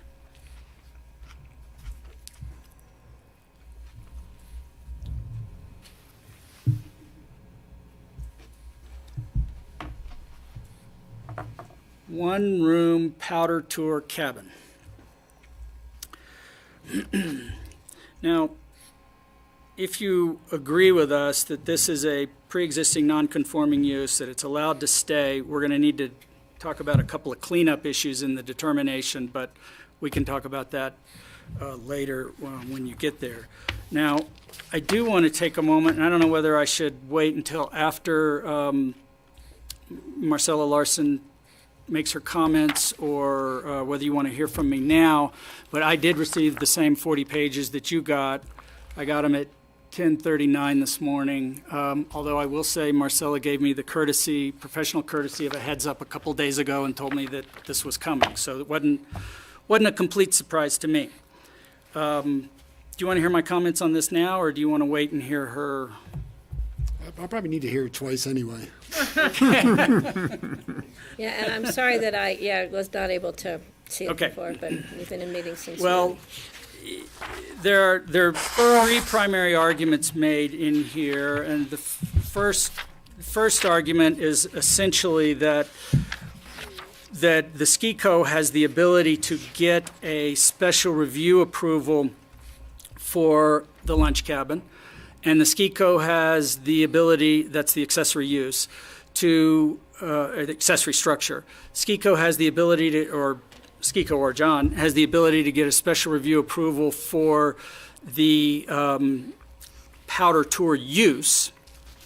And then the third point in that argument is that because they have the ability to get the special review approvals, it's not non-conforming. It's a double negative, meaning it's conforming. And the way she gets there is the definition of non-conforming use says, I don't think I have that one. It says, nonconforming use means any use of land, building, or structure that was established pursuant to the zoning and building laws in effect at the time of its development, but which use is no longer permitted under the regulations. And she highlights the no longer permitted. And so what she's saying is that it's not a nonconforming use governed by Chapter 9 because it's no longer permitted. But if you look in your record at transcript page 89, which is your packet page 257, what you'll find is the hearing officer stated on the record, quote, "And by the way, in relation to the lunch cabin, recreational buildings are a prohibited use," end quote. So at least the hearing officer and our record disagrees with the Larson family LP conclusion that a lunch cabin is something for which you can get a special review permit. I would agree that theoretically you can get a special review permit for the powder tour use. I don't agree that you can get a special review permit for the lunch cabin as an accessory to that powder tour use. And I would go a little bit farther than that to say, you know, if there was no historical powder tour skiing on that property and you went out there today and started to try to run a powder touring ski touring operation, that would just be simply illegal. It's not permitted unless, but the definition of nonconforming use doesn't say unless you come in here and go through a process and maybe get a special review approval or not. So, you know, SkiCo is out there operating powder tours and has since 1969 for every year without a special review permit. That makes it non-conforming. It's not permitted under the definition of non-conforming use. And the county recently, 2012, granted a certificate of occupancy for that cabin and legalized it. The ski company does not have special review approval because the use legally existed before special review was required. The ski company could convert that non-conforming use to conforming by getting a special review approval as long as there are no changes in the nature of that use. That's not necessary. Because it's pre-existing non-conforming, it was established legally before special review was ever required. The use is, to use the colloquial term, grandfathered.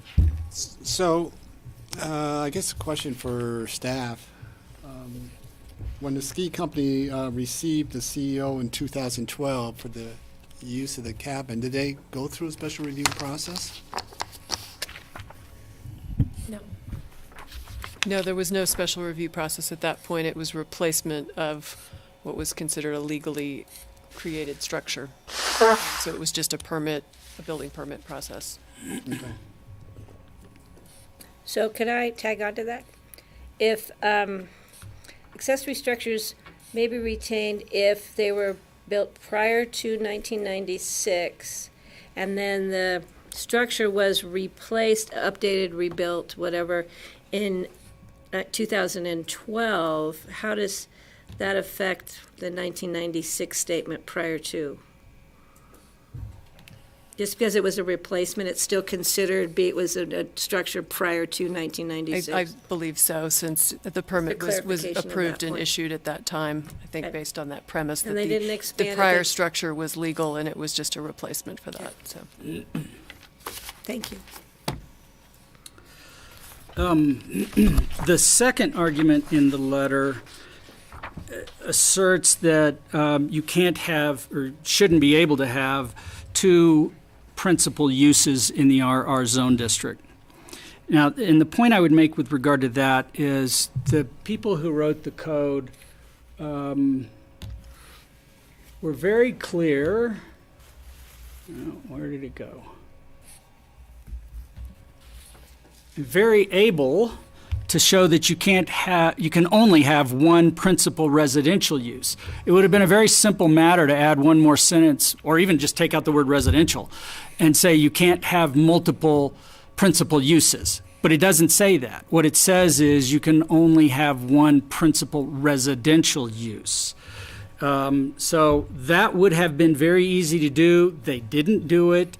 And I read for you the note on the existing table 5.1-A or 5-A.1. The little print one. Yeah, the little print one, which clearly shows that that the intent was that you can have multiple principal uses in the RR zone district. The third argument has to do with public notice and scheduling. This hearing that we're talking about was May 30th, 2018, and the code says, with a couple of words deleted, quote, within 15 working days of the receipt of the transcript, an appeal meeting before the Board of County Commissioners will be scheduled to the degree possible for the next regularly scheduled meeting of the board. Okay, we filed our notice on time, we filed our transcript on time, and then I got together with staff to schedule before you for this hearing. Your schedule was last summer pretty darn full. So there was a period of time where you guys couldn't be there, and then after that I had surgery scheduled, and as a courtesy to me, staff was willing to allow me to go through my surgery and have a period of a few weeks to recover after that before scheduling the meeting for today.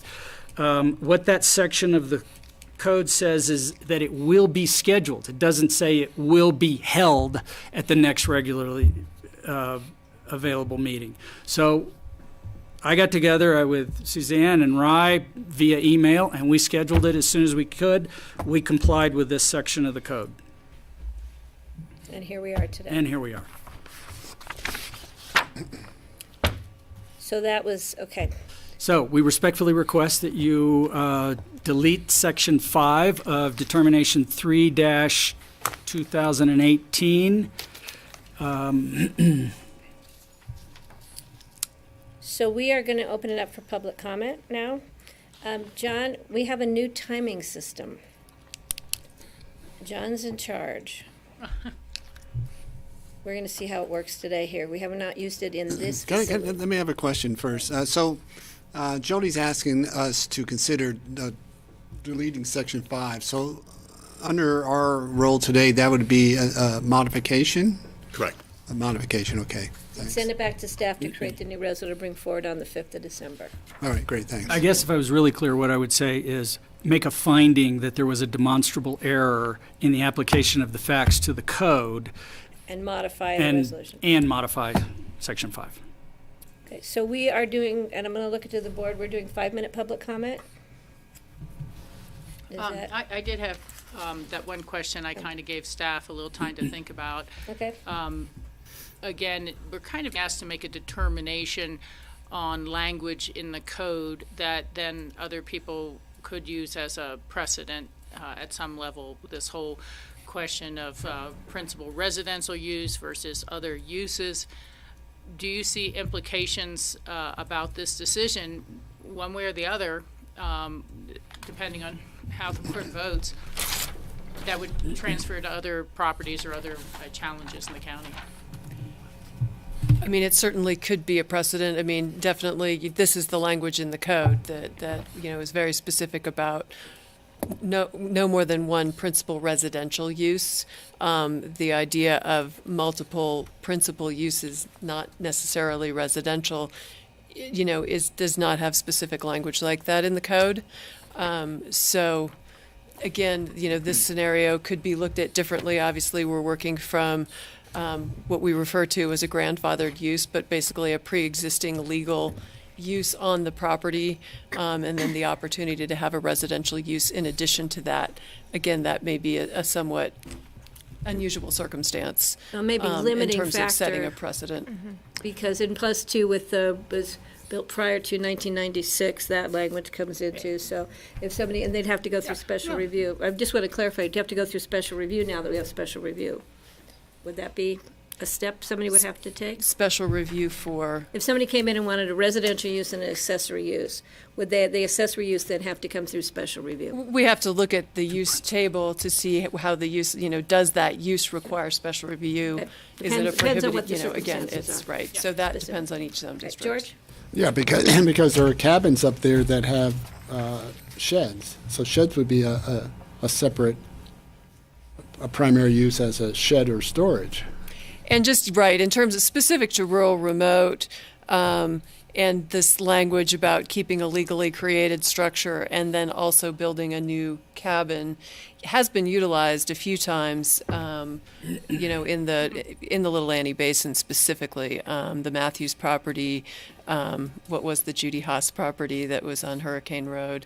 Again, so that there is precedent there for that piece of. That's getting to more of what I'm asking. And even Okay, if we weren't in rural and remote, you could have someone with a lot and they could have a principal residence and then a agricultural operation, which would be a separate Greenhouse. principal use or greenhouse, but it wouldn't be a principal residential. So I just want to make sure you weren't going to see this thrown back in your face later regarding additional properties. But if you've already dealt with it and you've already basically made approvals based on that sort of language interpretation. Yeah, we have seen some of these scenarios.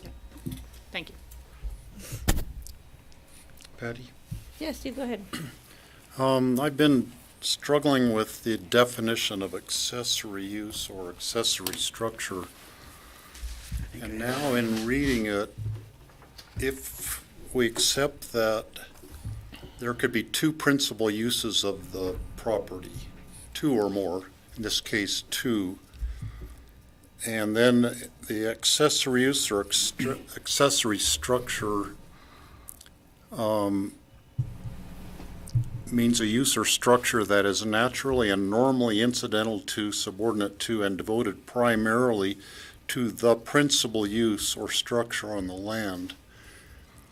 So if there are two principal uses of the land, then the lunch cabin would be an accessory use to that use of the land, that principal use of the land, if I'm reading it correctly. Right, I would not be an accessory use to the residence that's proposed to be built. correct. I would agree. It's accessory to the powder tours operation as a principal use. So therefore, if you look at the requirement that an accessory structure or a structure that's not an accessory structure needs to be removed if a residence is built, would be null and void, because it's not an accessory structure to the residence but to the other principal use of the land. You see what I'm saying? No. The picnic cabin is not an accessory structure to the residence if we accept that there are two principal uses.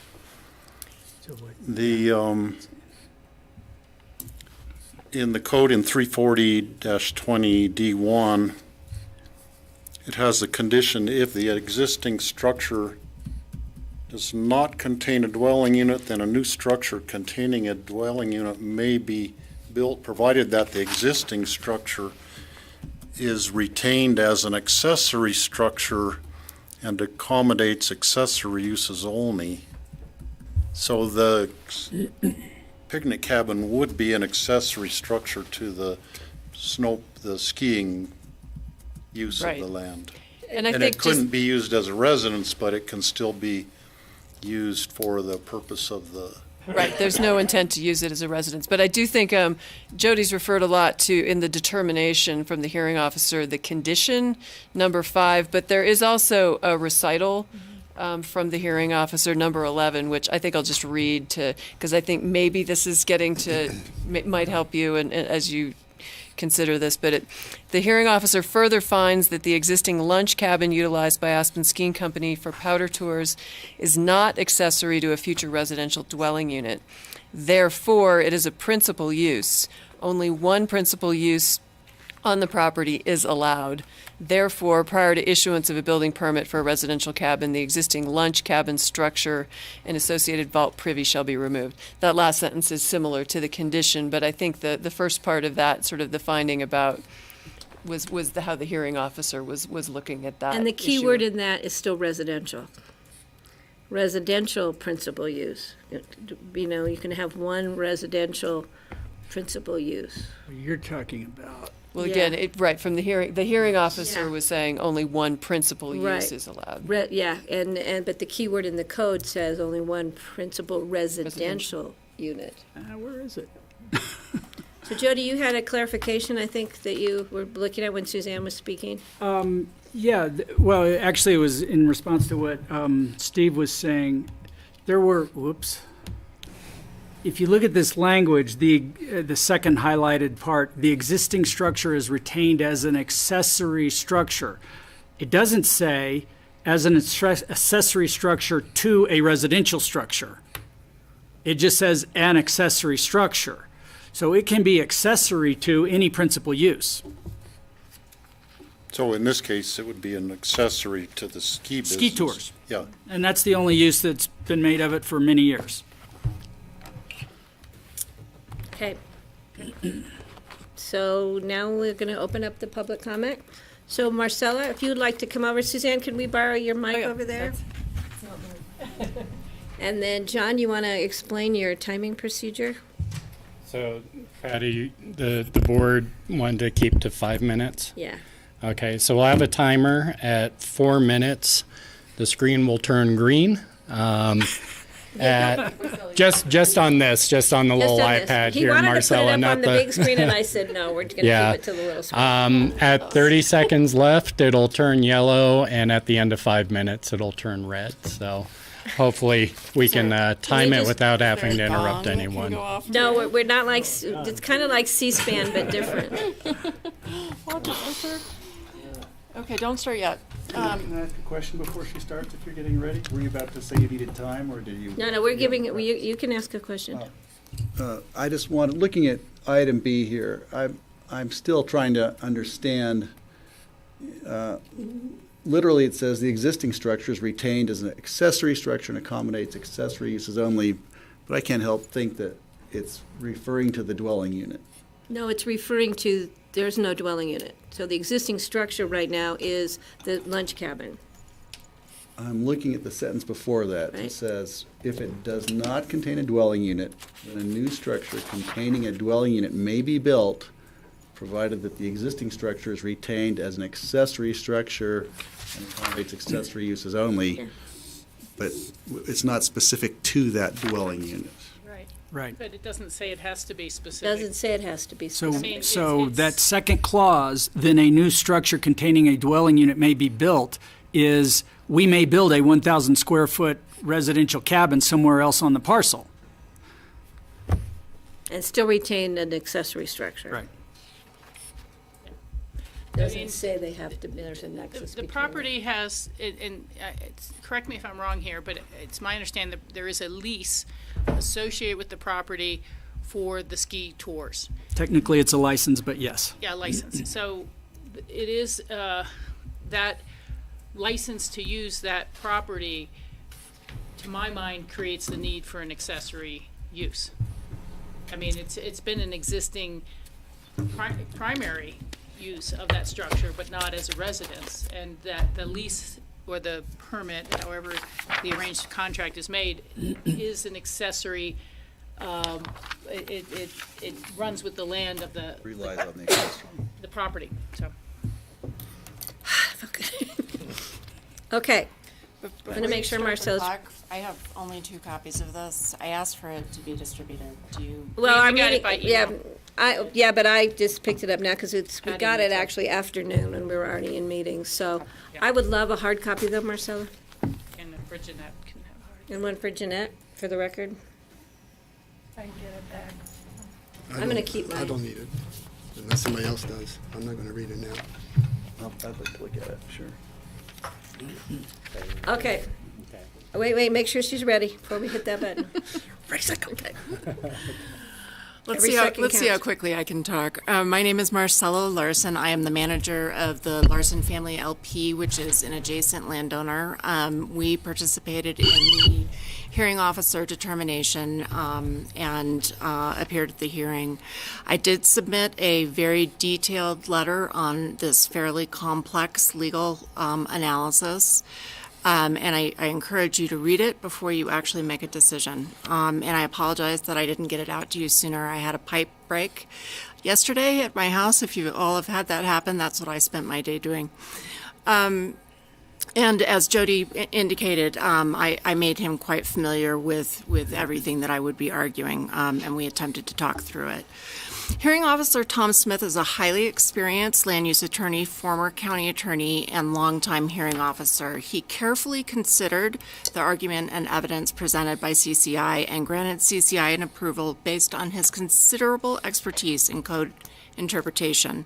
So take your time in deciding what you want to do here, and if you're inclined to do anything other than deny this appeal, please remand the matter back to the hearing officer for him to actually have the opportunity to create a better record on many of these matters that have been raised by Mr. Edwards and CCI, really for the first time in connection with this appeal. Things that were not discussed in great detail before the hearing officer. And the reason we participated in this hearing was not just because we were concerned about access issues. We're very concerned about Pitkin County actually following the land use code, and in particular the restrictive provisions of the rural and remote zone. Okay, so through this appeal, you are actually being asked to make changes to the hearing officer's determination that are beyond your jurisdiction. The lunch cabin very, very clearly requires special review approval. And I'll get to this whole very confused analysis and legally incorrect notion of grandfathering, a term which does not appear anywhere in the land use code.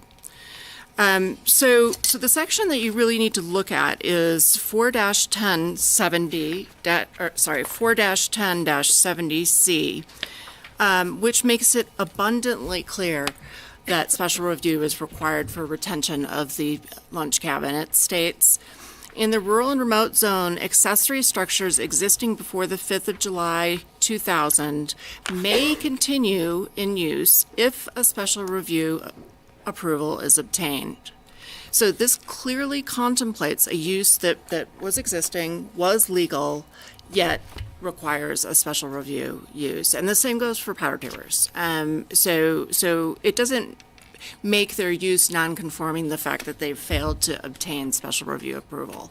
That is just entirely backwards and not based at all on any law relating to nonconformities. I mean, imagine what that means is you can create a nonconformity by not actually complying with the code. It makes no sense. So we're here today because CCI seeks two fairly intensive principal uses in one of the most restrictive zone districts in the code. Back in 2001, the way that this lunch cabin was retained was actually a provision in the growth management code that allowed for the unit to be deed restricted for residential use for residents only. Somewhere along the line, and I don't have any information about why, in 2011, Ski Company pulled a building permit which actually changed the use. It's on the face of the permit from residential to commercial. There was no land use process associated with that particular action. And it's important to note that the hearing officer is not taking away the lunch cabin. And you know, what the applicant should do, in my view, is actually apply for special review uses of those two uses. And then if they really feel that an extra principal use is appropriate in the rural and remote zone, which the very plain language of the zone itself and the definition of principal in the land use code indicates quite to the contrary, then they should move to actually amend the land use code so this approval can be done properly and in accordance with law. Okay. All right, thank you. I urge you to please read the letter that I've submitted and not make a decision until you've received legal advice around this area, because I believe you're being asked to commit substantial error. Thank you. Thank you, Marcella. Okay, I'm going to bring it back to the board. I would like to hear the applicant's response to those concerns. I disagree. Do you want me to, I kind of went through her letter once before. I can go through it again. Well, just because we've never had a chance to read it, and as George said, it takes twice to sink in sometimes anyhow. Right. So 3 times. It's dense material. And I'm going to make it specific, maybe, because I wrote down the need for special review, that for the new, because we're saying that special review didn't apply at that time. Now I'm hearing that it should have applied, and so I need some clarification there. Special review didn't apply at what time? Well, at the time they came back in for the rebuild, is that right? The replacement? Yeah. Let me ask a question along with that. I mean, was that something that the hearing officer should have considered, did consider? Well, the issue in front of the hearing officer is the application itself, not code enforcement or evaluation of existing uses. So he's confined in his analysis to just the application that's in front of him. Okay. And in doing so, he looks at the property itself, its situation, and what's on the property and what the property is currently being used for. And so, because that wasn't sort of under his obligation, and as we're reviewing the hearing officer's remarks, how does that fit into our discussion? I think it comes to the finest point where the hearing officer states in condition number 5 and implicates in condition or recital number 11, I think it was, that this idea of one principal use. The distinction there being the points that are raised by Jody primarily in the code language itself, in that the code clearly contemplates more than one principal use on a rural and remote property, and by extension, given that there are no limitations to any other property in another zone district in the county, the exclusion for more than one principal use is limited to residential structures, so that no more than one principal residential structure would be allowed on a particular piece of property. And that would be, I would assume, something that the code included, simply because a configuration of a piece of property might be such that the underlying zone district would allow multiple units without an infraction against the unit density that's allowed per property, or on a given acreage. So the restriction is clearly limited in the code. So I think that it comes back to the board on that issue. Okay, thanks. But you never, my question got lost. No, I'm sorry, Patty, but It's okay, I'll find it again. yeah. Special review, should it have applied or should it not have applied? I mean, I'm hearing a black and a white. To the renewal. In 2011 for the building permit when it came through. No. Okay. And the reason that we'd say that is that the use, which was the cabin, was established prior to any special review being required for such a structure. The use at the time that the structure was built included residential use, at least on some limited basis. County records aren't complete as to the extent of that, although it appears that it was seasonal, just summertime. It wasn't used in the wintertime. In the wintertime, its use was strictly related to the powder tours. Right. So when the property came in and 2011, 2012. 11 for a permit built in 2012. It was to replace an existing structure. That technically was kind of grandfathered into the process without having to go through special And review. grandfathered is a colloquialism. Right. That is an implication of the fact that something is existing on the ground in some form of vested right. Right. Either because it's physically on the ground or it's a use that's been conducted and uninterrupted since it was initially established when no permit or no special review was required. Okay, thank you. Okay, Jody. I agree with John. Okay, where does the board want to proceed? Marcella's request is that we don't make decision until we've had time to review and utilize her letter as we received just now into our decision-making process. I'm just, because, if we continue this, just so you know, continue it to the 5th, I am not here. So the next meeting is the 19th, which I think is already a packed agenda. So the next one after that is next year.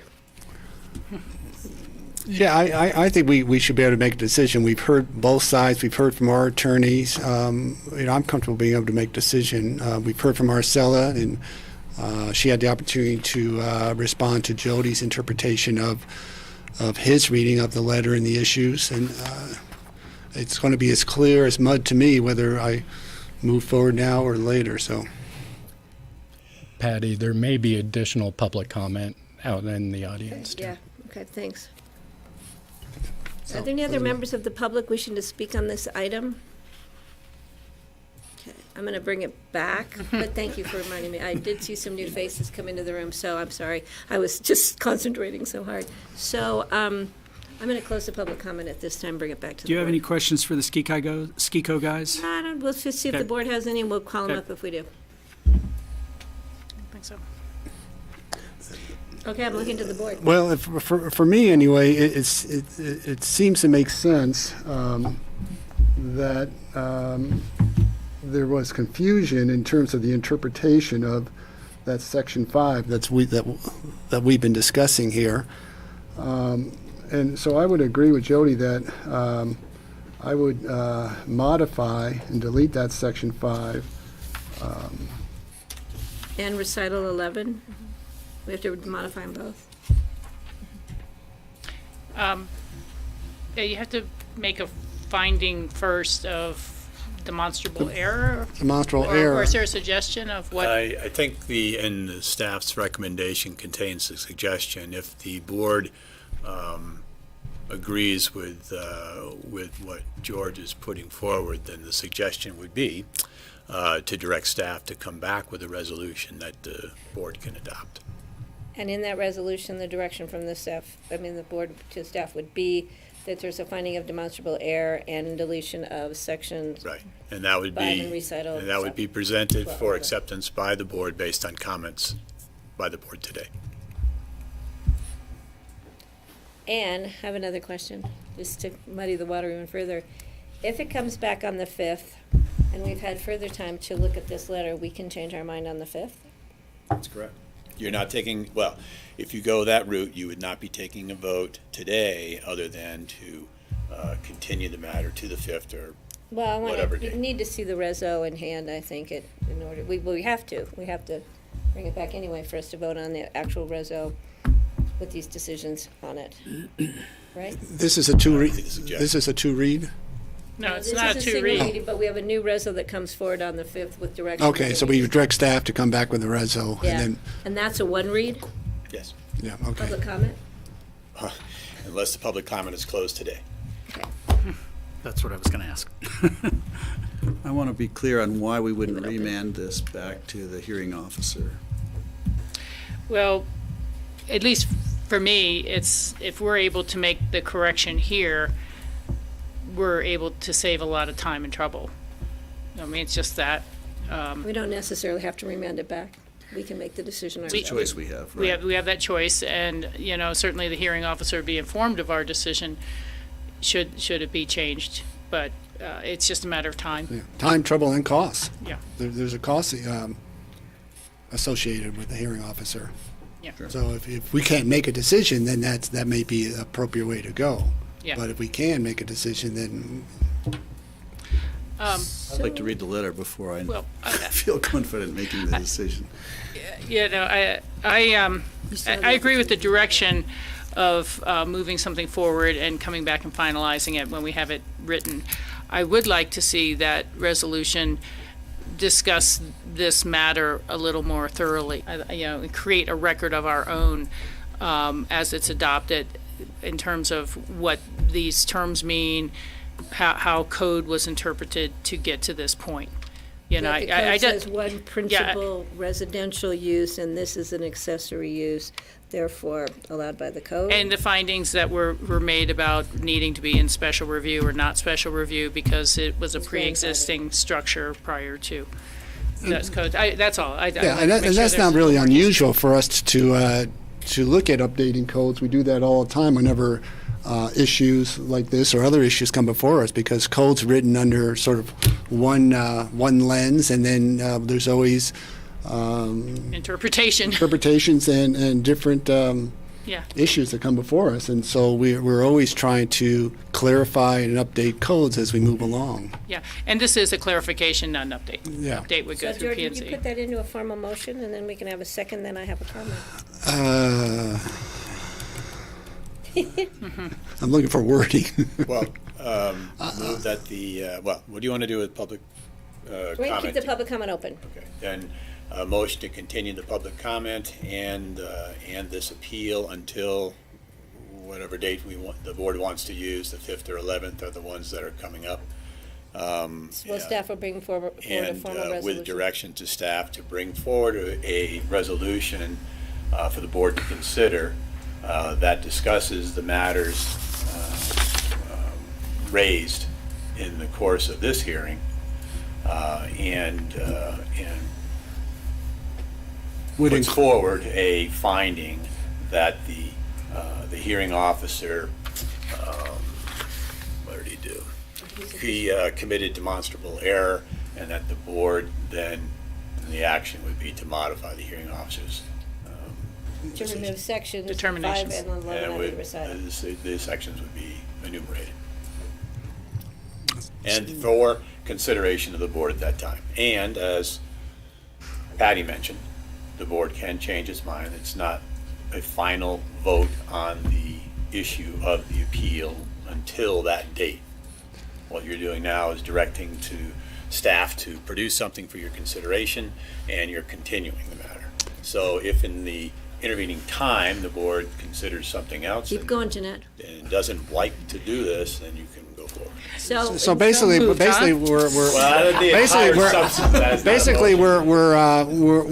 I'm saying that I present a motion that we find the hearing officer did have a demonstrable error.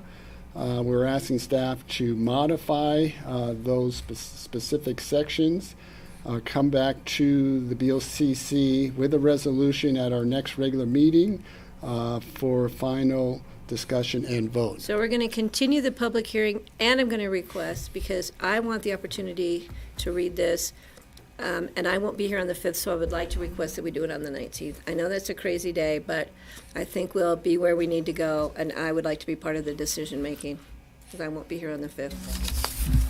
That's our Carbondale to Crested Butte Trail meeting. Great. So bring it in, you know? Can we be ahead of that on the agenda? And it's the Pick and Cares Awards that morning too. So, but I would honor that request. It just will be a long day. Don't look at me like that. Well, I hope all of us will be here that day. Well, because there's I always want a to be chance that part of someone this could be because gone. I would like to have the opportunity. No, that's fine. to I'm read just it. saying. Yeah. Okay. I will run a very efficient meeting that day, I promise, because it will be my last. That would be more efficient than mine. On the 5th. Okay, so I made a motion, and we had a date to come back at our December 19th meeting. Yes, please. I'll second the motion. Any further discussion? I'm going to call the question. When the staff comes back to us, hopefully there'll be a thorough discussion of unforeseen and unintended consequences beyond the horizon that I have right now on this. I'm not sure what that meant, and staff's looking at you with the She same looks expression puzzled. I She doesn't have. even look puzzled. We'll work on that. I guess I just want to, Okay. verify that I'm still confused enough and concerned enough that we want to get this right. So, Steve, did you have a? So I'm convinced that there was a clear and demonstrable error, but then I think Marcella, just in the short time she had, cast some doubt as to whether the ski cabin and the ski operation would or would not require a special use permit process. And so if in the staff analysis of this and the new resolution, Can clarify if that. they could clarify that point from the staff viewpoint. I think that was already included in the motion Yeah. through the discussion. Memorialize it, though, it's very good. thank you. Yeah. All right, any further discussion on this item? I'm going to call the question. All those in favor, please signify by saying aye. Aye. Aye. Thank you all. Thanks, everyone, for coming. Thank you. Thanks. Do we have any open discussion? I have one short thing, and actually I'm going to just direct it to Mr. Peacock. It's my understanding that the City of Aspen, the Aspen Chamber Resort Association, and the Aspen Lodging Association are, the city's going to hire a position, and they're going to mutually fund it. I'm not sure those arrangements for about short-term rentals. And I would like you just to maybe touch base with Steve Barwick, direct him to the Northwest COG website, because they should have some information there, and just ask if we can just follow along. We don't want to be a direct partner in this at this time, but I think it's something that we should just tell them that we're aware of, and also Northwest COG. Yeah, just a question further, are they wanting to just get an idea of how much inventory there is I out have there? no idea. Or, okay, but excuse me, we're still finishing our meeting. We still have So our I got meeting, it. if you Yeah. could bring the conversation in the lobby. Yeah, and it won't take a minute. I just. No, I know, just for the. I just, when you had, the term you used, we just follow along, there may be a bigger role for us, but particularly the appropriate tax collection from rental properties. So, I just wanted to say that, I'm not sure what the project is, I'm but. going to have John open the door with Steve Barwick. I just don't know if we're ready to jump as a funding partner. Oh, okay. Yeah, I don't know anything about it, so I will contact and we can bring that conversation back to the Yeah, I board. was kind of surprised that they didn't approach the county and let us know they were going to be doing that, since we are also involved in short-term rental issues. Yeah, and I think I've said it before, but the town of Breckenridge and Summit County have had a very good relationship and process on dealing with those sort of things. And the information is on the COG website. It's just that I don't think that the city pays attention to the COG website, so that would be some information they might save them time, energy, and money. Sure. All right, anything else from the board? Thank you, guys. We did much better than I thought. Jeanette, did you want this back? I would make a motion to adjourn the meeting. Second that motion? I have a motion, I have a second. All those in favor, please signify by saying aye. Aye. Thank you, thank you. And the issue tonight is at 6 o'clock. Thank you, Grassroots. All right.